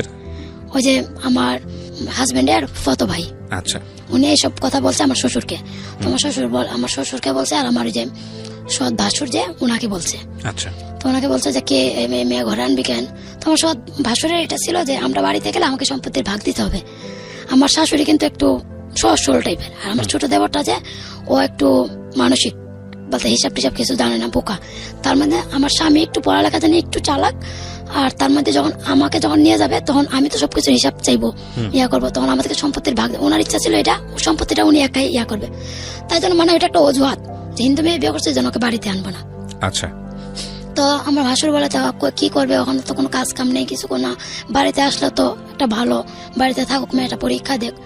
তখন আমার শ্বশুর আবার আমার ভাসুরের কথা বেশি শুনতো, উনি না করছে না, আমরা কথাবার্তা বলি, সেই বললা 5-6 মাস ঘুরাইলো আমাদের, বাড়িতে নিবে না, এটা সেটা নানা অজুহাত দেখায়। হিন্দু মেয়ে কেন বিয়ে করলো সেটাই ওর দোষ, ওকে বাড়িতে নিবেই না। তো এরকম 3-4 মাস দেখার পরে আমরা বললাম যে কি করবো এখানে থেকে, চলো ঢাকা চলে যাই। তো ওর তখন ইঞ্জিনিয়ারিং পড়তো, তো ওই খরচটা আমার ভাসুর দিত। তখন আমার শ্বশুর এলপিআরে চলে যায়। তো চলে যাওয়ার পরে যে টাকাটা তখন আমাকে বিয়ে করেন আমার হাজবেন্ড, ওই টাকাটা আমার ভাসুরের কাছে দিয়ে দেয়। তখন আমার শ্বশুর যখন আমাদের চলার কষ্ট, তখন আমার শ্বশুর বলে যে শামীম তুমি ওই টাকাটা আমাকে দিয়ে দাও, তো আমি ওদেরকে দিতে পারি, ও একটা ব্যবসা বাণিজ্য করুক কিছু মানে একটা। আর রাকিব নাকি যেন রামিমের বড় ভাইয়ের নাম শামীম। হ্যাঁ, বড় ভাইয়ের নাম শামীম। আচ্ছা। তো ওনাকে বলতে শামীম তুমি ওই টাকাটা আমাকে দিয়ে দাও, তো আমি ওই টাকাটা যদি ওরে দেয় একটা ব্যবসা বাণিজ্য করে বউ নিয়ে চলুক আলাদাই ওর মতো। আর তখন আমার ভাসুর বলছে যে বাড়িতে ওকে আনবো না, ওকে আমি টাকা দিয়ে দিব, ওকে আলাদা বাড়ি বানায় দাও, ওইখানে জায়গা কিনে দাও, ওইখানে থাকো করবো, আমি বাড়িতে আনবো না ওকে। তো সেটাও ভালো, সেটা আমাকে দিয়ে দাও, আমাদেরকে দিয়ে দাও। তো মানে আমার হাজবেন্ড বলতেছে আমরা এখানে কেন থাকবো, আমাদের নিজের বাড়ি আছে আছে, তো এখানে কেন থাকবো, আমি আমার বাড়িতেই যাবো। তখন আমার ভাসুর বলতেছে যে ওনার এক মামা আছে ওইখানের, মল্লিক চৌধুরীর নাম, উনি খুব প্রভাবশালী, ওনার বিয়াতে আর আমার ভাসুর ইয়া করে, ও যদি আমার পায়ে ধরে মাপ চায় তাহলে আমি ওকে বাড়িতে আনবো। এটা কি বলেছে? আমার ভাসুর। তখন তখন আমার ওই মামা শ্বশুর, সৎ মামা শ্বশুর, উনি বলতেছে আমার শ্বশুরকে বলতেছে আপনার ছেলেকে বলেন ওর পায়ে ধরে মাপ চাইতে, ওর ভাবির পায়ে ধরে মাপ চাইতে চাই, ওর বোনে বাড়িতে উঠতে। আমার হাজবেন্ডের কথা আমি কি অন্যায় করছি যে ওর পায়ে ধরে মাপ চাইবো? তখন আমার হাজবেন্ডের খুব রাগ হয়েছে যে আমি কেন পায়ে ধরে মাপ চাইবো, তা আমি ভাইয়ের পায়ে ধরে মাপ, ভাবির পায়ে ধরবো কেন? আমার হাজবেন্ডের কথা ওর পায়ে ধরে মাপ, মানে আমার বড় যা খুব মানে অন্যরকম টাইপের, উনি কিছু তো মেনে নেয় না, মেনে নেবে না। কই থেকে এক মাইয়া বিয়ে করছে এটা সেটা আমাকে নানান গালাগালি করে। তারপর একদিন আমার হাজবেন্ড, যেহেতু আমি তার ওয়াইফ, তখন স্বাভাবিক সে আমার পক্ষ একটু টানবে, তখন বলছে যে তোমার কোয়ালিটির মেয়ে বিয়ে করলে ভালো হইতো, যে তুমি তো সেটা কি আপনারা তখন ওই একই বাড়িতে থাকছেন ওই সময়ের ঘটনা? না, তখন আমার শ্বশুর যেখানে চাকরি করে সেখানে, আর ওনারা সিলেটে থাকে। আচ্ছা আচ্ছা। সিলেটে যে শাহজালাল মাজার আছে ওইখানে বাগবাড়িতে থাকে আমার ভাসুর। আমার শ্বশুর যেখানে চাকরি করে আমরা থাকি ওখানে। তখন ফোনে ফোনে মানে কথা কাটাকাটি হয়, ঝগড়াঝাটি চলতেছে। আমার ভাসুর কিছুতেই নিবে না, প্রথমে বলছে এখানে জায়গা টাকা কিনে দিবে আর ব্যবসা বাণিজ্য করার লেগে টাকা দিবে। পরে আমার জাল জানি কি বলছে, পরে সবকিছু দেওয়া বন্ধ, মানে কিছুতেই ওকে আমি ভাই বলে স্বীকার করি না, এইসব নানান ধরনের কথা ওইসব বললে আমাদেরকে দূরেই রাখলাম। তো আমরা 4-5 মাস এরকম দেখলাম, কিছুই করে না, আমাদেরকে টাকা পয়সা দেয় না, কিছু না। উল্টো আমার শ্বশুর এলপিআর 2,75,000 টাকা দিছিল ওনার কাছে। আমার হাজবেন্ড নিজে গুণ না, বড় ভাই মানে সৎ ভাই হইলো, অনেকটা বিশ্বাস করতো ওনাকে ওই টাকা নিয়ে দেয়। তো যখন আমার শ্বশুর ওই টাকা চায় তখন উনি বলে যে ওই টাকা কিভাবে দিব, তোমার ছেলেকে যে ইঞ্জিনিয়ারিং পড়াইছি প্রাইভেট কলেজে, ওইখানে খরচ লাগছে প্রতি মাসে 20-30,000 40,000 এরকম করে বাহানা দেখায় টাকা সব শেষ বললো এটা। তো এটা বলার পরে ওইখান থেকে কোনো টাকা টোকা দিল না আমাদেরকে। তখন আমরা কি করবো, একটা তো কিছু করতে হবে, এখানে কতদিন থাকবো। তখন আমি রান্না টান্না তেমন একটা পারতাম না, পড়ালেখাতে ছিলাম। আমাদের যৌথ ফ্যামিলি, মা কাকিরা মিলে রান্না বান্না করতো, আমরা টুকটাক কিছু কাজ করে দিতাম। আর ওদের এখানে আলাদা একটা পরিবেশ, রান্না বান্না তেমন একটা পারতাম না। তো একদিন ওই ভাত রান্না করতে যায় আমার ভাতের পাতিল পড়ে যায়, হাত পা পুড়ে যায়। তারপর আমার শাশুড়ি আর আমাকে রান্না করতে দেয় না, আমি একটু গুছাই টাছাই এটা সেটা করে দিই।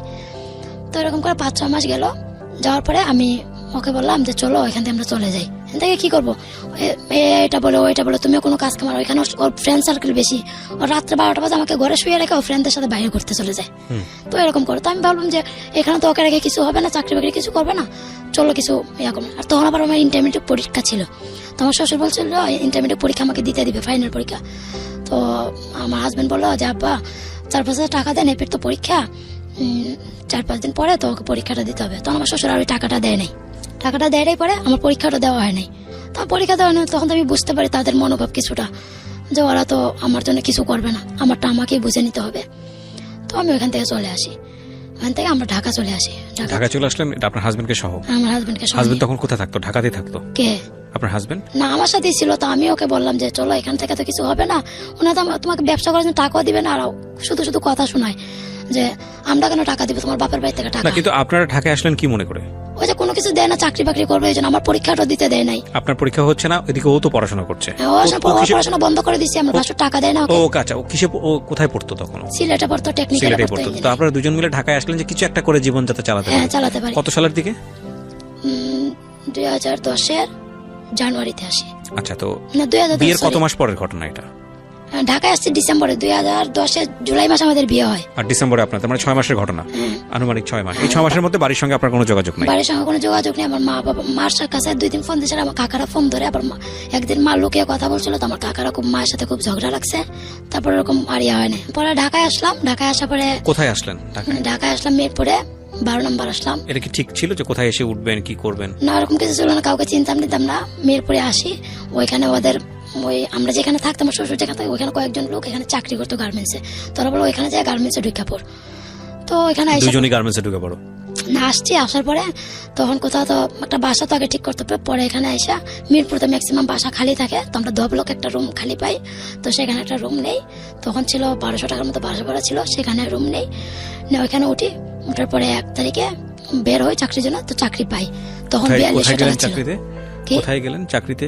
চাকরিতে একটা গার্মেন্টসে ঘুরলাম, তো একটু জন রাস্তায় দাঁড়াইলাম পুরবীর সামনে, তখন একজন লোক নিয়ে যায় আমাদেরকে, তো বলে চাকরি করবেন, দেশে থেকে আসছেন নতুন, আগে চাকরি করছেন, বললাম না, পরে নিয়ে গেল ওইখানে, তখন সার্টিফিকেট চাইলো, তো সার্টিফিকেট দিলাম, এখন আমাকে বোরকা পরা দেখতেছে, সার্টিফিকেটে অন্য নাম, তো জিজ্ঞেস করলো, তো আমি বললাম দেখেন আমার সার্টিফিকেট ভেজাল আছে, তো আমি হিন্দু ছিলাম মুসলমান ছিল, তো এটা বলে আর উনি আর কোনো কিছু ডাইরেক্ট নিয়ে চাকরিতে ঢুকাই দেয়। জামাই তখন কোথায়? আমার সাথে, তো আমার দুইজনকে চাকরিতে ঢুকাই, একই জায়গায়, হ্যাঁ একই জায়গায় একই ইয়াতে কোয়ালিটিতে ঢুকি, তখন ছিল বেতন 4200 টাকা ছিল দুইজনের, হ্যাঁ দুইজন, তখন বেতন কম ছিল 2010 সালে, তো সেখানে ঢুকি, ঢুকার পরে চাকরি করি, 1 বছরের মতো চাকরি করি সেখানে, তো ভালোই, ওইখানে চাকরি করতে করতে আস্তে আস্তে ঘরের জিনিস টিনিস করলাম, কিছু ইয়া হলো, তো সেই সময় ভালোই, লেখাপড়া বন্ধ, লেখাপড়া টোটালি বন্ধ, তারপরে দুজনেই কাজ করতেন। কটার সময় বেরোতেন সকালবেলা? সকালে 7:30 বেরোতাম, আচ্ছা। আস্তে আস্তে 8টা 9টা, রাত 10টা, আবার 7টা, এসে বাসায় রান্না করতেন? হ্যাঁ বাসায় এনে আমি বাজার করতাম, রান্না করতাম, শপিং করতাম, পরে ওখানে ও বাজার করতে পারতো না, তো ওকে নিয়ে যেতাম বাজারে, বাজার টাট করতাম, ইয়ে করতাম, আইসা পরে রান্না বান্না করতাম, এইভাবে চললো। এর মধ্যে কি ধর্মকর্ম করতে পারতেন? হ্যাঁ পারতাম, অফিসে নামাজ পড়তাম, অফিসে নামাজ পড়তেন? হ্যাঁ নামাজ পড়ার সময় দিত, আমি বলতাম আমি নামাজ পড়বো, তখন ওরা আবার বলতো যে মুসলমান মেয়েরা নামাজ পড়ে না, তুমি কেন নামাজ পড়ো? আমি নামাজের জন্য তুই মুসলমান হয়েছো, নামাজ পড়ার সময় না, যখন চাকরিতে ঢুকবো তখন মানে যিনি আমার থেকে চাকরিতে নেয় ওনার নাম ছিল আকাশ, তো আকাশ স্যার, ওনার বাড়ি নোয়াখালীতে, তো উনিকে আমি বলছি যে আমাকে নামাজ পড়ার সময় দিতে হবে, আচ্ছা ঠিক আছে দিব। তারপর এখানে যাই, তো নামাজ পড়তাম, ওইখান থেকে আমাকে সুযোগ দিত নামাজ পড়ার ইয়া করার, রোজা রাখতাম ওইখানে, এরকম করে 1 বছর আমি এখানে চাকরি করি। 1 বছর পরে একদিন দুপুরবেলা লাঞ্চ টাইম, আমি তো কি জানি কোয়ালিটিতে একটা হিসাব নিকাশ করতে হয়, একটা কাগজ উড়ে চলে যায় দূরে, তো ওইটা আমি আনতে যাই, তো ওই গার্মেন্টসের সিলিন্ডার থাকে না আগুন নিবানোর সিলিন্ডার, সেই সিলিন্ডার আমার মাথায় লাগে পড়ে যায়, পড়ার পরে আমার ডান পাটা ভেঙে যায়, পায়ের পাতাতে পরে পাতার হাড্ডি, আঙ্গুলের হাড্ডি ভেঙে যায়, ভেঙে যাওয়ার পরে আমি 3 মাস আমাকে বাসায় থাকতে হয়, 3 মাস বাসায় থাকতে হয়, ডাক্তার 3 মাসে বেড রেস্ট দিয়ে দেয়, যেহেতু পা হাড্ডি ভেঙে গেছে আঙ্গুলের আর পাতার, তারপরে আমাকে বাসায় থাকতে হয় 3 মাস। 3 মাস আমি থাকি না, 1.5 মাস থাকি বাসায়। 1.5 মাসে মানে ওর পক্ষে একা 4200 টাকা, 3000 টাকা রুম ভাড়া, এগুলা দিয়ে একা ওর পক্ষে সংসারটা না সম্ভব হয় নাই। তারপরে কি করলাম, পাটা ভাঙার পরে 1.5 মাস যখন বাসায় ছিলাম, থাকার পরে দেখলাম যে প্রচুর টাকা ঋণ হয়ে গেছে, 12-13 হাজার টাকার মতো ঋণ হয়ে গেছে, তখন আমি ভাবলাম আমাকে তো বসে থাকলে চলবে না, তো চাকরি করতে হবে, তো আমি ওই ভাঙ্গা পা নিয়েই, তখন মানে প্লাস্টার খোলা হয়েছে কিন্তু পাটা ভালো মতো ইয়ে হয়নি, আমি আবার চাকরি করতে গেলাম। তো যেদিন চাকরি করতে গেছি হাইটে 6 তলায় ডিউটি করতাম, 5 তলায় ডিউটি করতাম, উঠে যখন গেছি উপরে হাঁটছি, 2 ঘন্টা থাকার পরেই আমার পা ফুলে এত অনেক বড় হয়ে গেছে, মানে ওই যে নখটা, মানে নখের উপর পরে নখটা পুরো ড্যামেজ হয়ে গেছিল, তো নখটা পঙ্গুতে যাওয়ার পর নখটা ফেলে দিছিল, তো নখটা যে গর্ত ছিল সেই গর্ততে মানে ইনফেকশন করে, আর ময়লা টয়লাতে গার্মেন্টস তো ডাস্ট বেশি, তো ময়লাতে আমার পা ইনফেকশনে পা ফুলে যায়। আপনি জীবনে কখনো চিন্তা করেছিলেন যে আপনাকে গার্মেন্টসে কাজ করতে হবে? আমি এটা কখনো চিন্তা করি না এরকম যে আমার লাইফটা কখনো এমন ধাপে যাবে। তো আপনি ওই সময়টাতে চিন্তা করতেন না যে আপনি জীবনে একটা ভুল সিদ্ধান্ত নিলেন বা এরকম কোনো কিছু? চিন্তা করতাম, তো বলতাম যে আমি যে মহিলাদের ওয়াজ ওইসব বই পড়তাম যে আমাদের নবী রাসূলরা কত কষ্ট করছে, তাই এটা তো আমাদের এই জীবনে কোনো এই কষ্টটা আমি কষ্ট মনে করতাম। সংসারের জন্য মানুষ কত কিছু করে, তো বিবি মানে আয়েশা, তারপরে আপনার নবীর মেয়ে ফাতেমা, উনি তো কত কষ্ট করছেন, না খেয়ে থাকছেন, ছিঁড়া কাপড় পরছেন, সেই তুলনায় আমাদের কষ্টটা কিছু না। আমি সবসময় ওই জিনিসটা চিন্তা করতাম। তো সেখান থেকে কাজ করলাম, তারপরে পা ফুলে যায়, তারপর স্যাররা বলে তুমি বাসায় চলে যাও, চাকরি করতে হবে না। বললাম না, চাকরি না করলে আমার সংসার চলবে না, আমাকে চাকরি করতে হবে। তো আমি জোর করে 1 প্রকার চাকরি করি। তো ওনারা আমাকে তখন আমাদের কোয়ালিটিতে দাঁড়ায় দাঁড়ায় কাজ করতে, তো ওনারা আমাকে টুল দেয়, ওখানে আমি বসে বসে কাজ করি। সেভাবে কাজ করি, কাজ করতে করতে তারপরে কিছুদিন পর ওই গার্মেন্টসে বেতন কম দেখে চলে আসি, অন্য একটা ইয়াতে ঢুকবো। পরে আমি অন্য আরেক জায়গায়, একটা ভালো জায়গায়, আমি কম্পিউটার জানতাম, তো সেখানে একটা কম্পিউটারে চাকরি নেই, সেখানে ভালো টাকা স্যালারি। তো 3-4 মাস চাকরি করার পরে 2011 সালে আমার বাবু পেটে আসে। আচ্ছা, বাবু পেটে আসে, তো 5-6 মাস যাওয়ার পরে 6 মাস হলে তখন আমি ঢাকাতে কেউ নেই, কিভাবে কি করব ভয় পাইছি, প্রথম বেবি যেহেতু। তো আমার শ্বশুর বাড়িতে জানানো হলো, ততদিনে ওরা আমাকে মেনে নেয়নি, বাড়িতে নেওয়ার কোনো কথাবার্তাই নেই। আমার ভাসুরের একই কথা, হিন্দু মেয়ে বাড়িতে উঠাবো না, উঠলে আমার লোকজন মানবে না, এটা সেটা নানান ধরনের অজুহাত দেখায়, তো নেয় নাই। তারপরে গেলাম বাড়িতে। যাওয়ার পরে তখন আমার বাবু 6 মাস, ঢাকা থেকে বাড়িতে নিয়ে গেলাম। যাওয়ার পরে আমার শ্বশুর বলতেছে, মানে ওনার একটু রাব বিহেভ করতেছে। তখন আমি মানে 6-7 মাস, 1-2 মাস পরে তো তাদের এটা বুঝতে, তখন তো আমার শরীরের কন্ডিশন আরো খারাপ। তো আমি কিভাবে ওখান থেকে চলে আসি? তখন ওর আব্বু বলে, চলো আমরা আবার ঢাকা চলে যাই, যা হবে ওইখানে, আল্লাহ যা করবে ওইখানেই করবে। আমি বলছি 7 মাস ওইখানে আবার যাতায়াত ব্যবস্থা খারাপ, মোটরসাইকেলে যাইতে হইতো, ধান খেতের মধ্যে মোটরসাইকেল যায়, তো সেভাবে যাইতে হতো। আমি বললাম, আচ্ছা না থাক কিছু হবে না, আমি যদি মেনে নিতে পারি তুমি পারবো না কেন? মানে আমাকে দেখো কাজ করে দেবে, ওইগুলো আর সহ্য হইতো না। তো একবার যে আমার শ্বশুর ওকে বলতেছে, দেখো স্বামী বলছে তোমাকে মেনে নিবে, তুমি ওকে ছেড়ে দাও, তুমি ওকে ডিভোর্স দিয়ে দাও, ছেড়ে দাও, তাহলে ও তোমাকে বাড়িতে তুলবে। তখন ও বলে, ঠিক আছে আমার একটা কন্ডিশন আছে, আমি ওকে ছাড়বো, আমার একটা কন্ডিশন আছে। কি বলে এটা আপনার হাজবেন্ড? আমার হাজবেন্ড বলে আমার শ্বশুরকে বলতেছে, ঠিক আছে তোমরা যদি আমাকে আজকে 2 বার, তবে বলার পর ও দেখে তর্কাতরি করতেছে। এরপর যায় আমি গেছি, রুটি বানানো রেখে আমি গেছি, যে আমার হাজবেন্ডকে টান দিয়ে ঘর থেকে বের করে দিছি। তারপরে যে ও আগে বের হয়ে আসছে, আর আমার তখন বেনি করা ছিল এটুক, আর আমার দেবরটা কি করলো, বেনি ধরে আমাকে বিছনায় ফেলে মারা শুরু করলো। যখন আমাকে 2টা পেটের মধ্যে কিল দিল, তখন আমার 4 তারিখ ডেলিভারি তারিখে, মানে 6 দিন আগে আমার পেটে যখন কিল দিল 2টা, তখন আমি চিৎকার দিয়ে উঠছি। তোর ও দৌড়ে গেছে, দৌড়ে যাইতে আমার শ্বশুর একটা কাঠের টুকরা ছিল লম্বা, ওইটাতে আমার হাজবেন্ডের মাথায় বাড়ি দেয়। তো বাড়ি দেওয়ার পর ও একটু মানে মাথা ঘুরতে, মানে তখন আমি নিচে, আমার উপর আমার দেওর আমাকে কিল দিতেছে, তার উপরে আমার দেওয়ার উপর আমার হাজবেন্ডকে ধাক্কা দিয়ে আমার শ্বশুর ফালাইছে। আবার আমার শ্বশুর ও আমার হাজবেন্ডকে মারতেছে, আমার দেওর আমার মারতেছে, মানে আমি নিচে, আমার উপরে 3টা মানুষ। ভয়ানক বাজে অবস্থা। তখন আমি মানে আমার মানে দম আটকে যাচ্ছে ওইরকম অবস্থা, মানে তখন তো আমি নড়াচড়া করতে পারি, যেহেতু আমি ওইরকম একটা অবস্থাতে। হাজবেন্ড অনেক ইয়া করলো যে বাপ কিভাবে গায়ে হাত তুলবে। তখন আমার চিৎকার শুনে সবাই কইতেছে, ওই ইয়া করতেছে, পাশের উপর ভাবি কইতেছে, এর আমি তোর বাপরে ধাক্কা দিয়ে সরা। তখন বাধ্য হয়ে আমার শ্বশুর একটা হাসান মারছে, যেহেতু উপযুক্ত একটা ছেলে, বাপকে বয়স্ক, উনি তখন 80-র মতো বয়স ওনার, ওনাকে ধাক্কা দিয়ে পারলে তো উনি ইয়ে হবে। ও আস্তে করে ধাক্কা দিয়ে সরান, ও ধাক্কা দিয়ে সরান, তো ওইটা ওর অপরাধ হয়ে গেছে। উনি বটি দিয়ে ওকে একটা কূপ মারছে, ওইটা মানে ওরা সব রেডি করে রাখছে মারামারি করার জন্য। মানে আমরা সব আপনার শ্বশুর বাড়িতে হচ্ছে? হ্যাঁ, আমার শ্বশুর যেখানে চাকরি করে সেখানে। আচ্ছা। বাড়িতে তো আমরা এখন পর্যন্ত কোয়ার্টারে? হ্যাঁ কোয়ার্টারে না, তখন আমার বলতে উনি চাকরি ছেড়ে দিছে, অন্য বাসাতে ভাড়া থাকে তখন। আচ্ছা আচ্ছা। তারপরে এরকম হইলো, তারপরে ওকে যখন বটি দেখো, ওর রক্ত দেখে আমার মানে ও কেছে যে মানে দরজার সামনে মারামারি হচ্ছে, আমাকে বলতেছে তুমি খাটের উপর উঠে দাঁড়াই থাকো, তুমি ভিতরে আইসো না, তোমার সব প্রবলেম হবে। আর আমি ঘুম থেকে বের হয়ে আসতে পারতেছি না, তো আমি খাটের উপর, আমার শ্বশুর রাগে খাটের উপর উঠে আমার গলা চেপা ধইরা মানে শুধু লাথি দিছে পেটের মধ্যে, পেটের মধ্যে 4-5টা লাথি দিছে। মানে আমি মনে করতেছি মানে তখন মরেই যাবো এরকম, অর্থাৎ আল্লাহ হয়তো চাইছিল আমি বেঁচে থাকি। তারপরে লাথি দেওয়ার পরে আমার বাচ্চাটা এই সাইড থেকে এই পাশ হয়ে গেল, বাচ্চার পজিশন নষ্ট, 5টা লাথি দাঁড়ানো অবস্থায়। পরে যখন আমার লাস্টে যখন দম যেমন আটকে যাচ্ছে, তখন আমি ওনাকে লাস্টে একটা খামচি দিই, খামচি দেওয়ার পরে উনি আমাকে ছাড়ে, কিন্তু ততক্ষণ আমি সেন্সলেস হয়ে গেছি। পরে যাই, তাড়াতাড়ি ডাক্তারের কাছে নিয়ে যাওয়া হয়, ওরা মানে ব্যাগটা গুছিয়ে রাখে, আমাকে এইভাবে মাইরেই ওরা ডাইরেক্ট মোটরসাইকেল উঠে সিলেট চলে যায়। আমাকে তখন হসপিটালে নিয়ে যাওয়া হয়, যে ডাক্তারের কাছে আমি ট্রিটমেন্ট করতাম, শুক্রবারে দেখে দিল, ওই ডাক্তার ধরতেছে না, কারণ আমি কিছু করতাম না, বাচ্চার পজিশন নষ্ট হয়ে গেছে, পুরো পেট খালি হয়ে গেছে, আমি উঠে বসতে পারতেছি না, কিছু করতে পারতেছি না, এত খারাপ, সিজার করাও। তখন আমি বলতেছি যে আমার বাচ্চা নেই, আমি সিজার করে কি করবো, কার জন্য বেঁচে থাকবো, শুধু বাচ্চাই নেই, আমি কি করবো বেঁচে থেকে। তারপরে আমি সিজার আর করলাম না, তখন আমরা বাড়িতে খবর যায়। তারপরে আমার চাচা যে এখানে থাকে থানাতে, ওই থানার থেকে উনি 3 বার আসে আমার কাছে মোটরসাইকেল দিয়া, আসে বলে তুই মামলা কর যাইয়া, জেলের ভাত কেমন খাওয়াই তুই খালি দেখবি, তুই খালি মামলা কর যাইয়া, জিডি করতে না, বাকিটা আমি দেখে নিব। আর ও শুধু আমার হাজবেন্ড শুধু একবার আমাকে হাতে ধরে খালি বলছে, দেখো আমার বাপ বুড়া, উনি তার নিজে ইচ্ছা করে, আমার বড় ভাই যা শিখাইছে উনি তো তাই করছে, ও তো সব সাজানো নাটক, তুমি মামলা করে না, ওনার ফল উনি পাবে, আল্লাহ তো ওনাকে এরকম শাস্তি দিবেন। ও খুব কান্নাকাটি করলো, ওর এই কথা শুনে আমি আর কিছু করি না, যে আমি ওর সাথেই থাকবো, এখন আমি মামলা করে আমি কই যাবো, জলে থেকে তো কুমিরের সাথে বাস করে বাঁচা যায় না, ওরা তখন আমার কাছে কুমিরই মনে হয়েছে আমাকে। তো আমি এরপর মামলা করি নাই, সেই বাচ্চা আমার 1 মাস পরে হইলো, সিজার করি নাই, ওইভাবে আমি নাড়াচাড়া করতে পারি না, কেউ উঠাইয়া দেয়, বসাইয়া দেয়, বা শুইতে গেলে কেউ শোয়াইয়া দিতে হয়, ওইরকম ভাবে। 25শে মে আমার ওই ছেলেটা হইলো, ছেলেটা মারা গেল।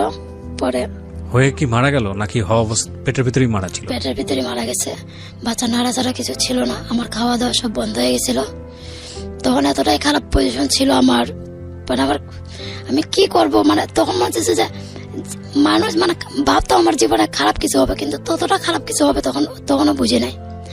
ওই বাচ্চাটা হইলো, আর 4-5 দিন আগে আমার শ্বশুর, মানে তখনও হয়নি আমার ছেলে, আমার শ্বশুর বাড়ি থেকে আবার আসার পরে সবাই ধরেও রাখে যে আপনি এরকম একটা কাজ কিভাবে করলেন, কিছু বলেন, চুপচাপ ছিল। তারপর আমার ছেলেটা যেদিন হয়, আমি ব্যথায় চিৎকার আসরে নামাজ পড়ছি, এরকম টাইমে পরে আসর নামাজ পড়ে মানে বাইরে থেকে মানে হাঁটতেছি, হাঁটা অবস্থায় আমি তখন পড়ে যাই বাইরে, মানে তখন যে ঘরে আসবো ওই শক্তিটা আমার ছিল না। আসার পরে রাত 9:30টায় আমার ছেলেটা হয়, ওকে মাটি দেওয়া হয়, মারাই যায়। তারপরে পেটেই মারা হয়েছিল, তখন মানে খুব কষ্ট হয়েছিল আমার তখন। কিন্তু আমার তখন ওই কষ্ট থেকে বেশি কষ্টটা ছিল তখন আমি যখন ব্যথায় এই রুমে চিৎকার করি, ওই রুমে আমার শ্বশুর খাওয়ার জন্য এতটা পাগল ছিল, আশেপাশে যত লোক ছিল মানে সবাই আমাকে, ওই এলাকার সবাই আমাকে ভালোবাসতো। মানে আমার ব্যথা এত কষ্ট দেখে মানে কেউ আর ঘরে থাকে নাই। আপনাকে ডাক্তারের কাছে নেয়নি? না, ডাক্তার কাছে নিতে চাইছিল, তবে সবাই ভাবছে যে ডাক্তার মানে ধরে না। এখানে যে প্রাইভেট ক্লিনিক সরকারি হসপিটাল আছে উনি ডাক্তার ধরে না, বলে যে সিজার করা লাগবে। আমি ধরে কি, আমি কি বিপদে পড়বো, ধরে আমি কি মামলা খাবো, আমরা সিলেট নিয়ে যান সিজার করার নিয়ে। আর উনি খাওয়ার জন্য পাগল হয়ে গেছে, মানে আমার ব্যথার থেকে সেই কষ্টটা বেশি ছিল।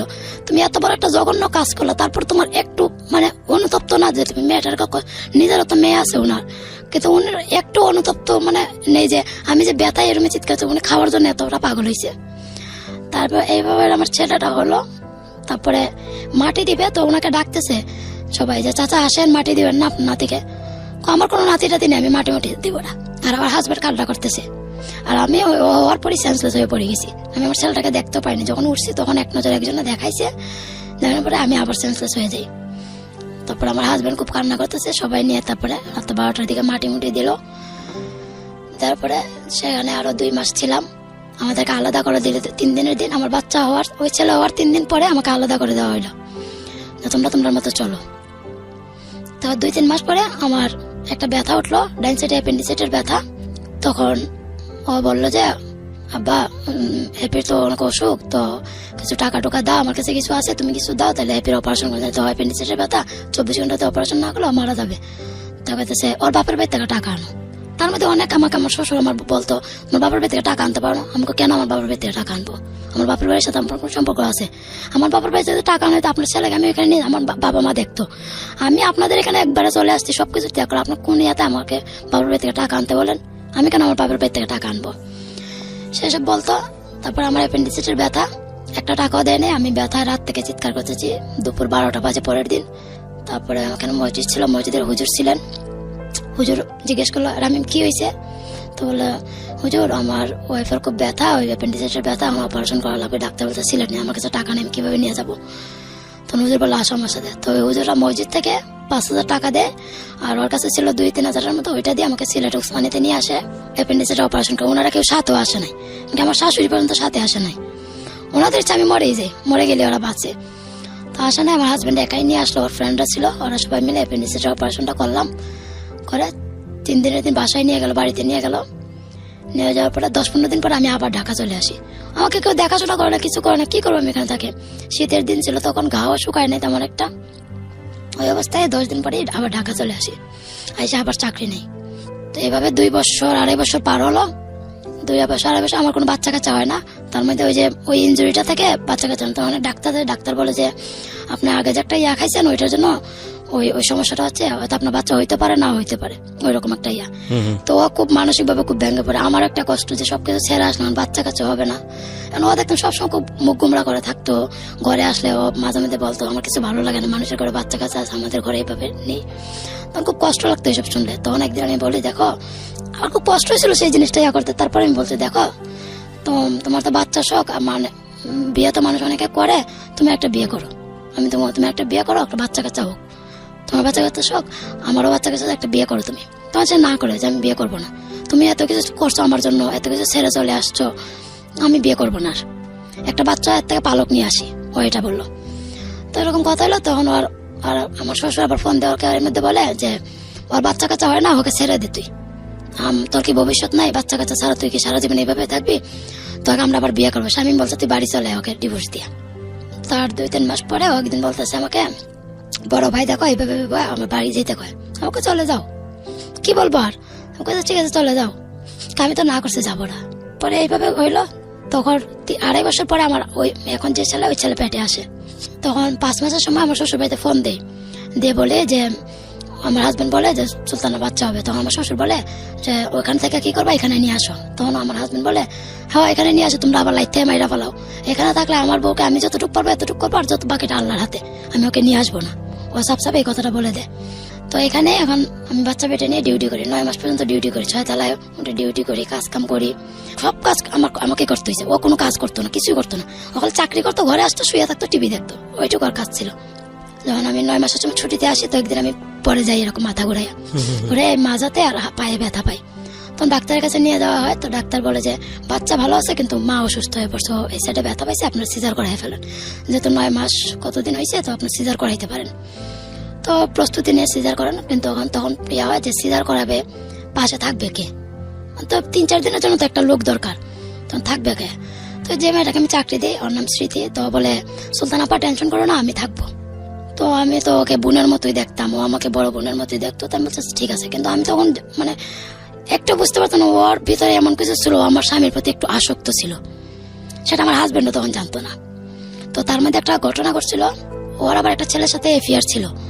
তো ওই ছেলেটা একদিন আমাদের বাসায় আসতো, তো ওই ছেলেটা এই জিনিসটা পছন্দ করতো না, ও ভাবতো যে ওর সাথে মনে হয় কোনো রিলেশন আছে। তো একদিন রাস্তাতে স্মৃতিকে পাই, ওই ছেলেটা একটা থাপ্পড় দেয় ওকে, যে তুই কই গেছিলে, তো বলে আমি সুলতান আপার বাসায় গেছিলাম, করজা আমার সাথে তোর এফিয়ার আছে, এরকম তকড়াতকড়ি করতে ও আবার ওকে আমাদের বাসায় নিয়ে আসে। তো ওই ছেলেটা বাসায় এসে, মানে আমি তখন বাসায় তো ছুটি দিই, তখন আমার সামনে এসে আমার হাজবেন্ডের নামে এসব বলতেছে। সাহেব আমি তো ওয়াইফ, আমি তো আমার হাজবেন্ডের দোষটা মেনে নিব না, আর আমি তখন জানতাম না যে ওদের মধ্যে এমন কিছু আছে, আগে আমি খুব বিশ্বাস করতাম। তারপরে ওই যখন ওই ছেলেটাকে বাসায় নিয়ে আসলো, ছেলেটা এসে বলতেছে যে আপনার স্বামী ওই সাথে কথা বলে 64টা SMS আছে ওর মোবাইলে, এমন SMS দেখলে আপনার মাথা নষ্ট হয়ে যাবে। তো আমার সামনে আমার স্বামীকে আরেকজন অপমান করবো, ওটা তো আমি মেনে নিতে পারি না। আমি বলছি আমার স্বামী যদি কিছু করে থাকে সেটা আমি আমার স্বামীর সাথে বুঝবো, আপনি আমার বাসায় এসে আমার স্বামীকে অপমান করবেন, এটা কেমন কথা, আপনার বাসা থেকে বের হয়ে যান। তখন বলে জানেন আমি কি, আমি ডিফেন্সের লোকে, আপনাকে আপনি যে লোকই হন, আপনার জায়গাতে আপনি ঠিক আছে, এটা আমার ঘর, এখানে আমি রুম ভাড়া দিয়ে থাকি, সেখানে আমারই বিয়া বেশি, আপনি আমার রুম থেকে বাইর হন। ও চলে গেছে, তখন আমি ওর সাথে মানে ঝগড়া করি, স্বাভাবিক, তুমি কেন ওর সাথে SMS এ কথা বলবা, কি জন্য, ওই সামনে আমাদের দুজনের মধ্যে ঝগড়া শুরু হয়। তারপরে 7 দিন পরে আমার সিজার হয়, শুক্রবারে সিজার করে, সকালবেলা 12টা বাজে সিজার করে, দুপুর 12টায়। পরে অবজারভেশন রুমে যখন আমাকে দেওয়ার পরে রাত্রেবেলা আমি উঠি, মানে ওকে আনে কিন্তু আমাকে দেখাশোনা করার জন্য। তো কেবিনটা ভালো একটু বড় ছিল, 2টা বেড ছিল, একটা বেডে আমি আর আমার ছেলেকে নিয়ে শুয়ে আছি, আর আমার মাথার পাশে চেয়ারে আমার হাজবেন্ড বসা ছিল। তো রাতে যখন 12টা-1টা বাজে, তখন আমার খুব পানি পিপাসা পাই, আমি পানির জন্য ইয়া করছি। তখন প্রথম দিন সিজার, তো আমি নিজে উঠে বসতে পারি না, আমি মানে চিল্লাইছি, ওদেরকে ডাকতেছি, আর কেউই শুনে না। আস্তে আস্তে উঠে বসছি, বসা দেখি যে ওরা 2জন, আমার দেখাশোনা বাদ দিয়ে ওরা 2জন এক খাটে শুয়ে আছে। মানে সেই জিনিসটা দেখার পরে যে আমি তখন কি করব, মানে তখন মানে ওই যে ওই ছেলে যা বই লাগেছে, তখন তো মনে হচ্ছে যে আসলে ওইগুলাই মানে সত্যি। চুপ করেছিলাম, কি বলবো তো সেখানে, কিছুটা বলে চুপ করেছিলাম। পরে অনেক ডাকাডাকি করার পরে ওরা উঠলো, আমার হাজবেন্ড উঠলো পরে আমি কইলাম তোমরা কি এখানে ড্রামা করার জন্য আসছো না আমাকে কেয়ার করার জন্য আসছো? ও কয় শীতের দিন কি করবো, এখানে শুতে তো ঘুমাই। আমি কই তুমি তো এই পাশে ঘুমাইতে পারো, চেয়ারে ঘুমাইতে পারো, আর তোমার ওয়াইফ অসুস্থ, তোমার ঘুম আসে কিভাবে চোখে? একটা রাত না ঘুমাইলে কি হয়? আমি তো কত রাত তোমার জন্য জায়গায় বসেছিলাম, তোমার জন্য কত কষ্ট, আজকে একটা রাত তুমি থাকতে পারো না, কি আমার মুহে পড়ছো, মানে এইটুকু আমি বলছি শুধু। বলার পরে ও চুপ করেছিল। পরে আমি পানি টানি খাইলাম। ও মেয়েটা যখন বাসায় আসতো রান্না টান্না করতে, ও আমাকে ওইখানে একা রেখে ও চলে আসতো বাসায় ওর মেয়েটার সাথে। তখন কিছু কিছু জিনিস দেখলাম, দেখার পরে বুঝতে পারলাম যে ও অন্য কোনো দিকে চলে যাচ্ছে। তারপর আস্তে আস্তে বুঝতে পারার পরে 4 দিনের দিন সিজার করে বাসায় আসলাম। আসার পরে একদিন ও করলো কি, যে 4 দিন যে বাসায় আসলাম, আমাকে বাসায় দিয়ে একটু বাইরে গেল ওষুধ আনার জন্য। ওষুধ আনতে বাসায় গেল, তখন আমার ছেলের অনেক কিছু কিনা হয়েছিল, কিন্তু মশারিটা কেনা হয়নি, ছোট একটা মশারি। তো স্মৃতি বলতেছে যে সুলতান আপা টাকা দাও, আমি মশারি কিনে নিয়ে আসি। ও আমাদের বাসাটা ছিল 11 নম্বর তারা মসজিদের এখান থেকে বাজারে গেল মশারিটা আনতে। আমি ওকে 200 টাকা দিলাম, মশারি আনতে গেল। ওর মধ্যে আমার হাজবেন্ড ফোন দিছে, দিয়া মানে আমাকে আমি কি করছি সেটা জিজ্ঞেস না করে স্মৃতি কই। তাই আমি বললাম ও একটু নিচে গেছে, কি জানো, আমাকে মশারি আনতে। আমাকে বলতো তোর কত বড় সাহস, তুই ওকে পাঠাইছ মশারি আনতে, ওই 11 নম্বরের পোলাপান কি খারাপ, ওকে টিস করবে না?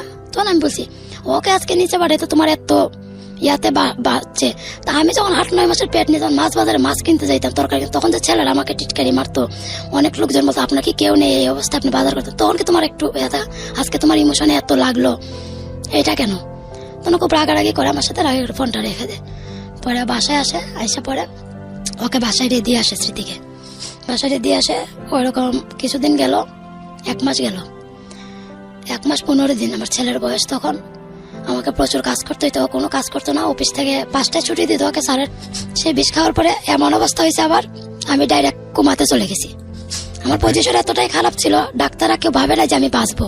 ঢাকা মেডিকেলে নিয়েছিল, ওরা একবার বিষ ওয়াশ করে দিছে, দেওয়ার পরে মানে তখন আমার কিছু হয় না, পুরো মরার মতো। তারপরে ওরা বেবি কেয়ারে আমাকে ইয়া করছে, আইসিউতে আনছে। ডাক্তাররা প্রতিদিন একবার করে আমাকে আইসিউ থেকে বের করে দেয়। এত কন্ডিশন খারাপ, আমরা রাখতে পারবো না। 1% 2% কোনো সময় একদম ভেন্টিলেটর মেশিন একদম সাদা হয়ে যায়। আমরা কিভাবে এই রোগী রাখবো? নিয়ে যান, মাটি দিয়ে যান। নিয়ে ও খুব তখন কান্নাকাটি করছে। ডাক্তাররা বলছে আমাকে, যে এরকম আমি যখন কোমা থেকে ফিরে আসছি তখন বলছে আপনার স্বামীটা খুব ভালো।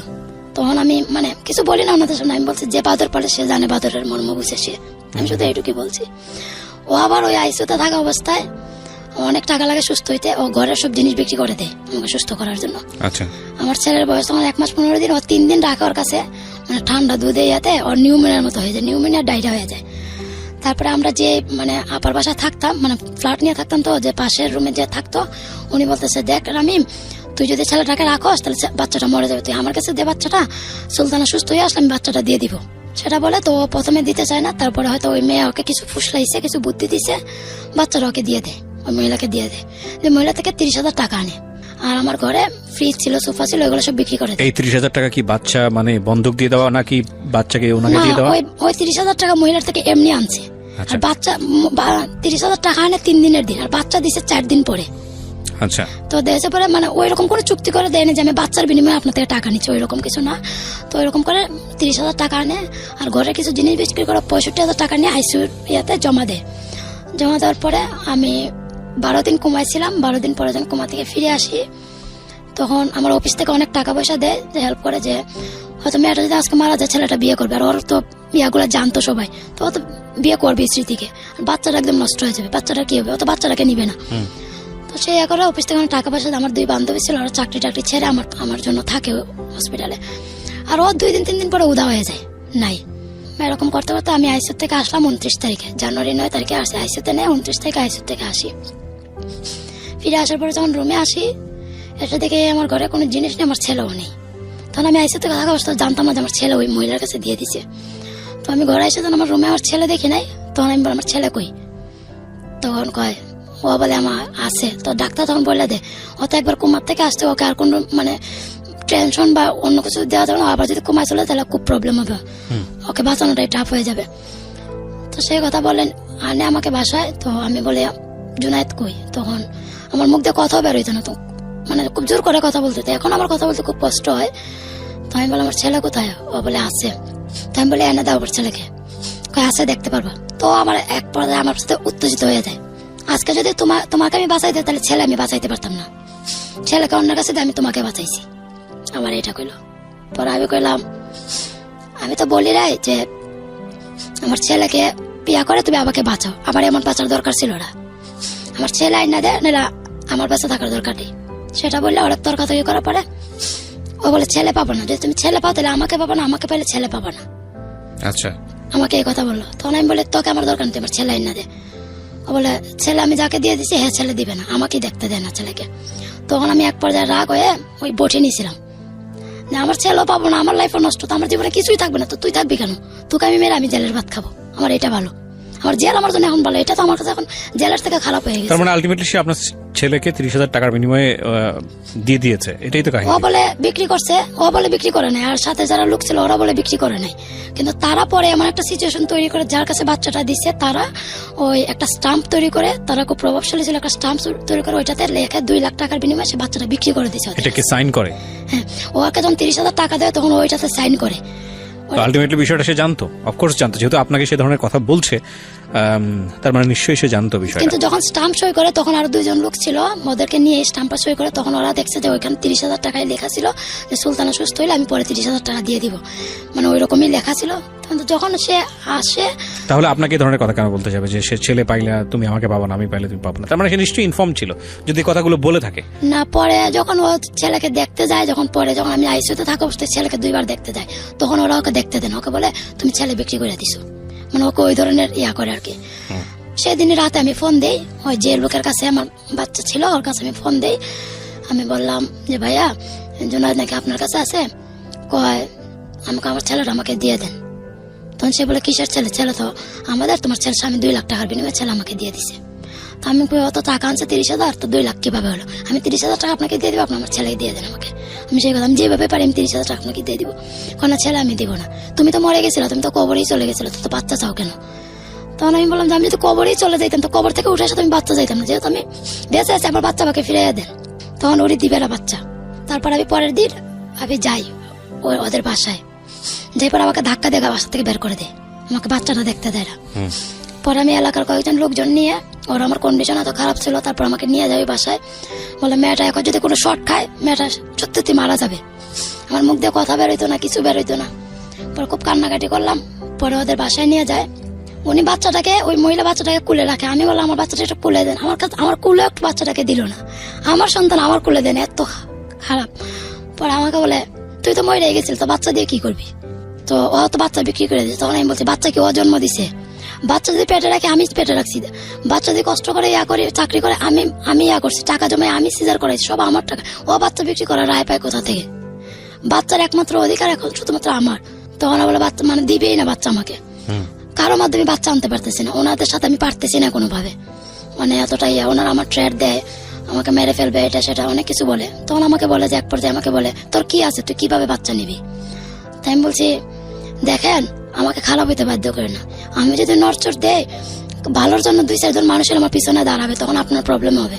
আপনি হজ করে আসছেন, ভালো একজন মানুষ, আপনি কেন এমন করতেছেন আমার বাচ্চাটা নিয়ে? 30,000 টাকার বিনিময়ে 1 কোটি টাকাতে একটা বাচ্চা পায় না, আমার তো জীবনে কিছু নেই, আমার বাচ্চা যদি আপনি নিয়ে যান আমি কিনে বাঁচবো? এবার পায়ে ধরে খুব কান্না করে দিবেই না বাচ্চাটা। তারপরে এক পর্যায়ে এইসব কথা আমাদের ওই যে 12 নম্বরের এমপি আছেন না উইলাস মোল্লা, ওনার কাছে যায় জিনিসটা। তো উনি পরে ওখানে আওয়ামী লীগের কাছে কিভাবে যায়? ওই যেখানে আওয়ামী লীগের ওয়ার্ড কমিশনার, নিজে যান ওনার কাছে? না, ওনার কাছে আমি যাই না, ওয়ার্ড কমিশনার ওনাদের কাছে যাই।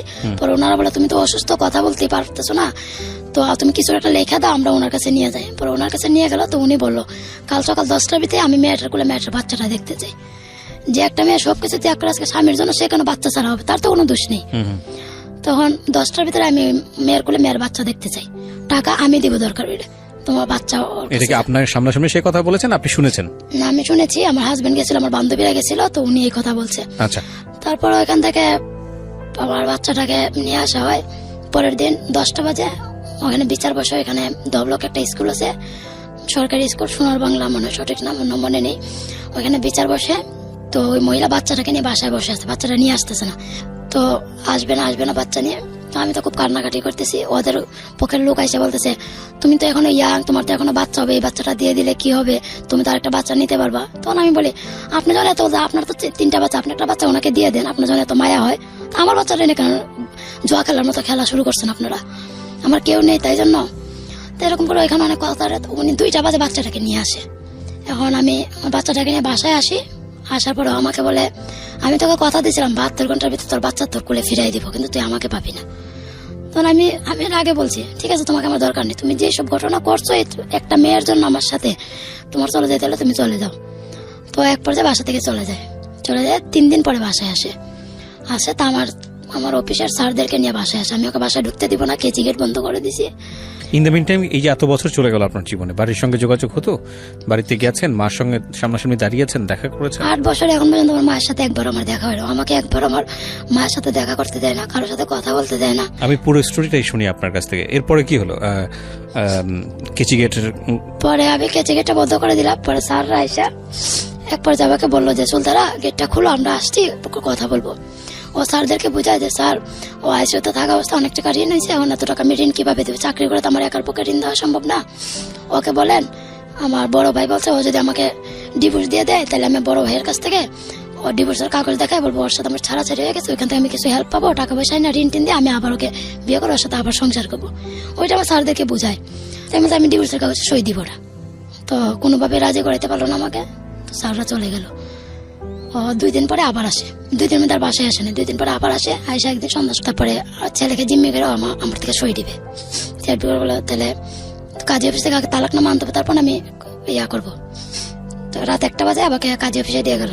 কাজী তো কিছুতেই ডিভোর্স দিবে না, একটা মেয়ে হিন্দু থেকে মুসলমান হয়েছে, এখন কিভাবে তুমি তালাক দিবা? আর এইটুকু একটা বাচ্চা, এত সুন্দর একটা বাচ্চার মুখের দিকে তাকায় তো তোমরা সংসারটা করো আবার।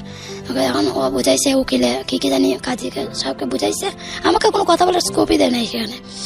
বুঝাইয়া ছেলে ওর কুলেই, আমি তালাকনামা সই করবো, ছেলে আমার কাছে দিয়ে দিবে। তারপরে সই করলাম ওইখানেই। সই করার পরে আসলাম অ্যাডভোকেটের কাছে, এখানে সই নিল।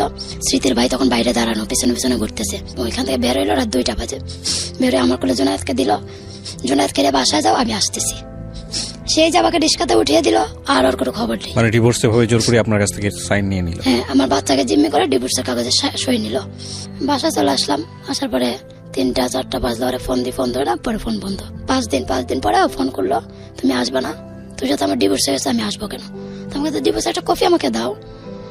তো 3-4 দিন পরে কপি পাবে। আমাকে কোনো ডিভোর্সের কপিও দেয় না, কিছু দেয় না, আমি কিছুই পাই না, এখন পর্যন্ত আমি কিছু পাই নাই। সেখানে বাসা ভাড়া হয়ে গেছে 2 মাসের বাসা ভাড়া। তো বাড়িওয়ালা এসে বাসা ভাড়া তখন চাপ দেয়, ঘরে আর যে কটা জিনিস ছিল আমি ওগুলো বিক্রি করে বাসা ভাড়া দেয়।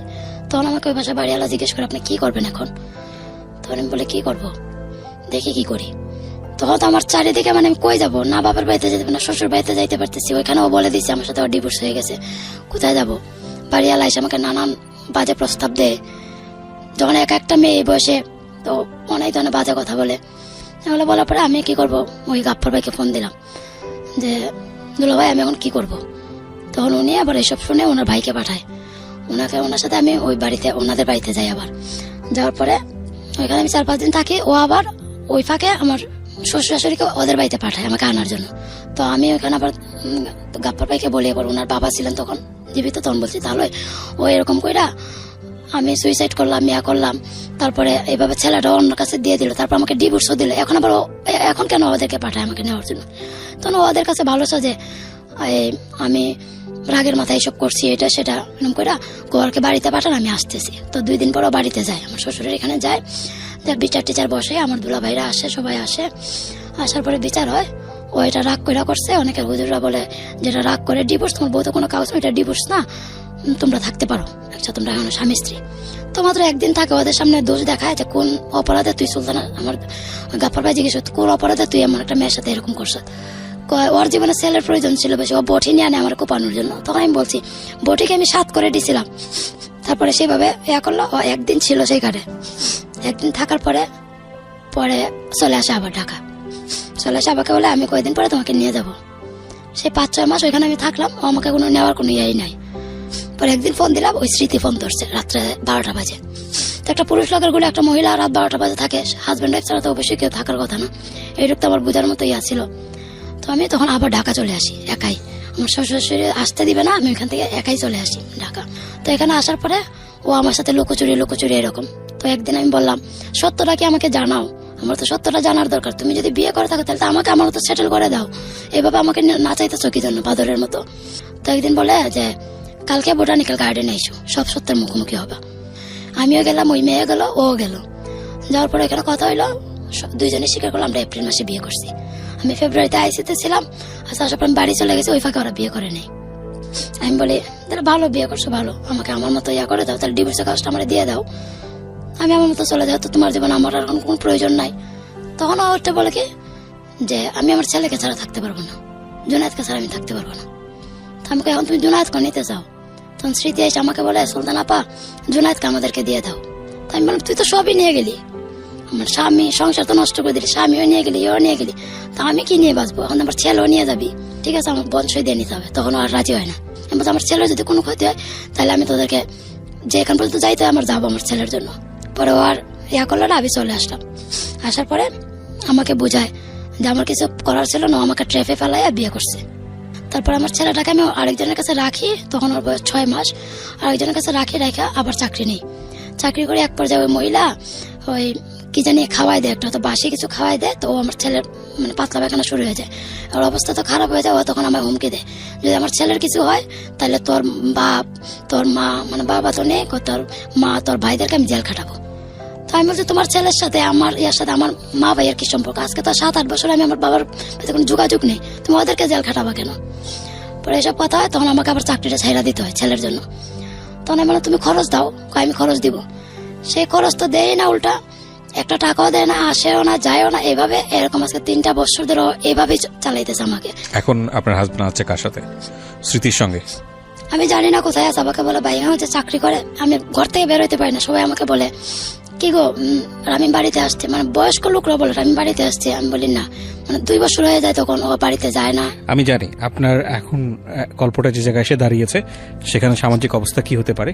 একটা মেয়ের দিকে আঙ্গুল তোলা আমাদের সমাজে অনেক সহজ, একটা মেয়ের নামে কুৎসা রটানো অনেক সহজ, এবং সেই জায়গাগুলো থেকে আপনি অনেক জটিল অবস্থার মধ্যে আছেন সেটা বোঝা যায়। আমি শর্টকাট কিছু কোশ্চেন করি আপনাকে, আপনি আমাকে উত্তর দেন। প্রথম কথা হচ্ছে যে আপনি এখন একা একাই থাকেন, আপনার পরিবারে যাওয়া হয়নি বিয়ের পরে একবারও, আপনার মার মুখ দেখা হয়নি, আপনার ভাইয়ের মুখ দেখা হয়নি। 8 বছর আমাকে একবারও যাইতে দেয় নাই। আমি আমার বাবার বাড়ির কথাটা, আমার নিজের কষ্টটা বাদই দিলাম। কিন্তু জানেন আমার ছেলেটা কত বছর, 1.5 বছর বয়স, আমার ছেলেটাকে এই বয়সে 4 দিন না খাইয়ে রাখছে। ওই এমনই খারাপ বাপ। না খাইয়ে রাখছে মানে? একটা টাকা দেয় না, কিছু দেয় না, আমাকে কারো কাছে কিছু বলতেও দেয় না। এবং কত বছর যাবত আপনার ছেলেকে সে দেখতে আসে না?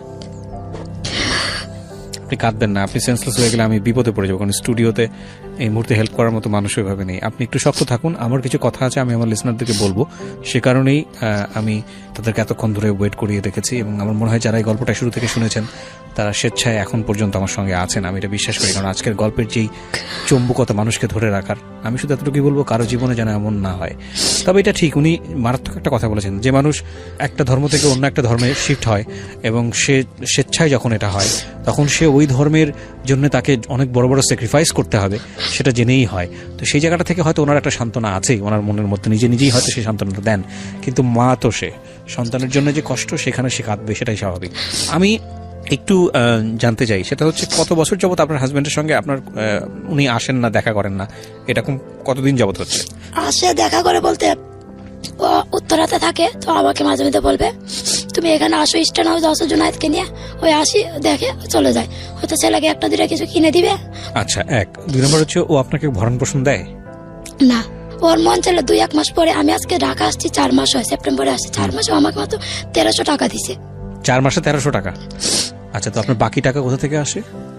বাকি টাকা ওই যে আমি বাড়িতে আমার চাচাতো বোনরা আছে, ওদের সাথে একটু একটু শেয়ার করি, মাকে কিছু জানাই না, তারপরে কিছুটা জানে মা, মাঝে মধ্যে লুকিয়ে চুরে মাও কিছু টাকা দেয়।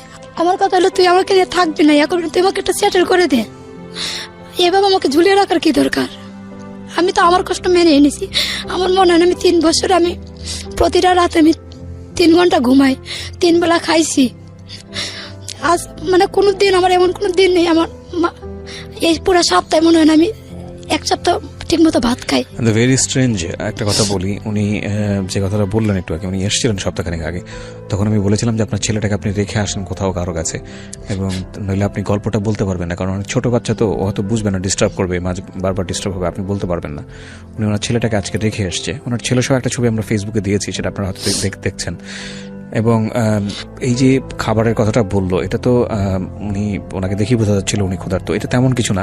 তবে ইন্টারেস্টিং বিষয় আমি আপনাদের সঙ্গে শেয়ার করি। ওনাকে আমি বলেছিলাম যে আপনারা যেহেতু আপনি থাকেন যেন কোথায়, গাজীপুরে, গাজীপুর চৌরাস্তা, ওনার আসার কথা ছিল একটা সময়, আমি আপনার টাইম দিয়েছিলাম দুপুরের দিকে আসার জন্য, উনি লেট করে ফেলেছিল 2 ঘন্টা, এবং যে কারণে পরবর্তীতে ওনার সঙ্গে আমার কথা বলতে পারিনি, শিডিউল এদিক ওদিক হওয়ার কারণে। ওনাকে আমি বলেছিলাম যে আপনার ভাড়াটা আমি দিয়ে দিচ্ছি, এটা অফিস থেকেই দিব, নিয়ে যান। আপনি নেননি কেন টাকাটা? আপনার এত নিডি অবস্থা, আপনি টাকাটা নেন নাই, কেন নেন নাই? এমনি নেই, সেদিনকার টাকাটা আমি আরেকজনের কাছে দাঁড় করে নিয়ে আসছিলাম, বাড়িওয়ালার মেয়ের থেকে নিয়ে আসছিলাম। পরে যখন যাই তা আমি তো ওই ছোটখাটো একটা জায়নামাজ বানাই, সেগুলা মাঝে মধ্যে 2-1 মানুষ নেয়। জায়নামাজ বিক্রি করেন আপনি? জায়নামাজ বলে বানাই, সপ্তাহ 10 দিন লাগে, ছেলেকে নিয়ে বানাইতে পারি না, সুতা দিয়ে কি দিয়ে বানান? সুতো দিয়ে বানান? সুতা দিয়ে। আর ওই যে আপনার ময়দার বস্তা আছে না, সেই বস্তা কেটে 2 পাল্টা করে কার্পেটের মতো 2টা করে বানাইলে কার্পেটের মতো, 1টা করে বানাইলে জায়নামাজ হয়। তো যারা শৌখিন জিনিস, অনেকে শখ করে ওইটা নিয়ে যায়, তো ওইটা দিয়ে তার সংসার চলে না। আর কারো কাছে চাকরির জন্য গেলে, এমন লোক আছে চাকরির জন্য গেলে বলে আমাকে বিয়ে করো, কোনো লোক আছে চাকরির জন্য গেলে বলে বিদেশ চলে যায়, বাইরে চলে যেতে বলে। তারপরে আমি ছেলেটাকে রেখে বাইরে যাবো কি জন্য? ওকে প্রিয় শ্রোতা, এই হচ্ছে আমাদের আজকের যিনি গেস্ট, হ্যাপি। নাম হচ্ছে তার হ্যাপি, কিন্তু বাস্তব জীবনটা আসলে কি সে হ্যাপি? এরকম একটা প্রশ্নবোধক চিহ্ন রেখে সুলতানার জীবন গল্প আমরা শেষ করতে চাই। সুলতানা তার সন্তানকে নিয়ে, কত বছর বয়স বলছিলেন আপনার সন্তানের? 3 বছর 1 মাস। 3 বছর 1 মাসের সন্তান, তাকে নিয়ে রীতিমতো একটা মহাসাগর পাড়ি দিচ্ছে, এবং সেই সাগরে আসলে সে কত দূর যেতে পারবে সৃষ্টিকর্তাই ভালো জানেন। একটা কথা বলি, সে যেহেতু আমাদের ধর্মকে শক্তি মনে করে সামনের দিকে এগিয়ে গেছে, সৃষ্টিকর্তা নিশ্চয়ই তার সহায় হবেন। আমরা সবাই তার জন্য অন্তর থেকে দোয়া করি। আর আমরা চাই না আপনার হাজবেন্ডকে নিয়ে আমরা কোনো ধরনের কোনো কথা এখানে